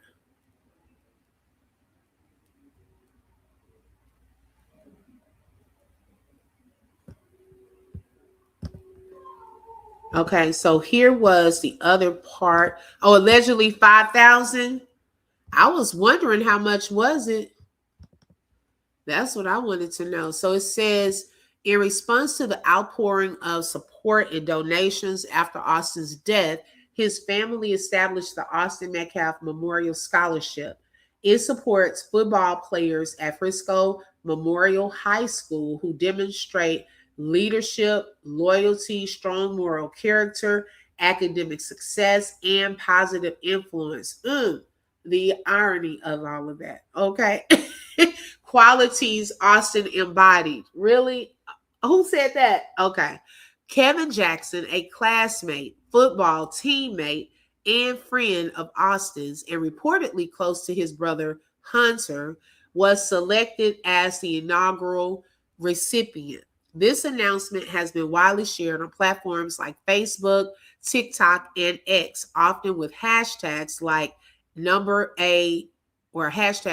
A11, Austin's number or team reference, or hashtag Justice for Austin, and hashtag LLA, I guess long live Austin. It highlights a positive legacy and amid tragedy. The Metcalf family choosing to honor Austin by investing in another young athlete's future. The image appears to be a direct screenshot or share of a family post expressing profound gratitude and faith. It's a touching example of community support and turning grief into something constructive. Congrats to Kevin. Okay, so I guess I don't know how often they're going to give those out, but that is the first recipient of the Austin Metcalf Memorial Scholarship Fund. They shave your head to make sure you don't have any lice and so forth. They go through a long process to make sure you don't have any diseases before entering Gen Pop. Man, look, as low as his hair was already, it wasn't no lice up in there. Okay. The words on his hoodie says God, God, and right. Okay. Fear of God. Well, let me go do my jury duty. See y'all later. Okay. All right. Let's say I enjoyed jury duty. Thank you so much for tapping in, sis. Okay. All morning. Yes. She said that's not nothing. 5,000 covers your books. Okay. Yeah, it's one of Austin's friends. I wonder, did he testify? I don't know. She said, been on since breakfast. Girl, I haven't had breakfast or lunch. Okay. But thank y'all so much for tapping in today. Shout out to the mods in the building on today. And also special thanks to Shamika for being a sponsor for today's live. Thank you so much. She said, I know, right, they carry all of that ish. Right. Okay. But thank y'all for joining on today, this Tuesday. I pray everyone has a blessed Tuesday. Thank you so much. I appreciate that, Patrice. No, thank y'all for sharing things with me that I may have missed. That's what it's all about. So I'm going to do my homework and really go back and listen, because if he did say I didn't, I want to know what was said after that as well. What does he say I didn't what? Because that would give a clue as to what he thought he did. You see what I'm saying? Then that would also discredit that coach too, because I want to know if he used those words saying that I stabbed him. Did he specifically say those words? They tried to say the scholarship gifted to a black kid proves that they aren't racist, but we all know that's a lie. Okay. I mean, you can't get over on us, Sean. We already done peeped the play. But thank y'all so much. If you would like to support the channel, you're welcome to send a super sticker, super chat, Cash App, or buy a coffee. And those links are in the chat. But I pray that everyone has a great day. Make sure you hit the like button. That part is for free. Also, don't forget to hype up the video, okay? And make sure you subscribe. Don't forget to hit that bell, because you never know when I'm going to go live. Thank you, and y'all have a great day. Thank you, Mama Magazine. Talk to y'all later. Bye-bye. You just flip through truth with the open book. If you felt that heat, like share and stay locked in. Another chapter done, but we far from finished. Truth on the mic, yeah, we handle business. Real talk, no fluff, just facts and fire. From the book to the block, we taking it higher. The open book, every voice matters, every lie shatters. Catch you next page.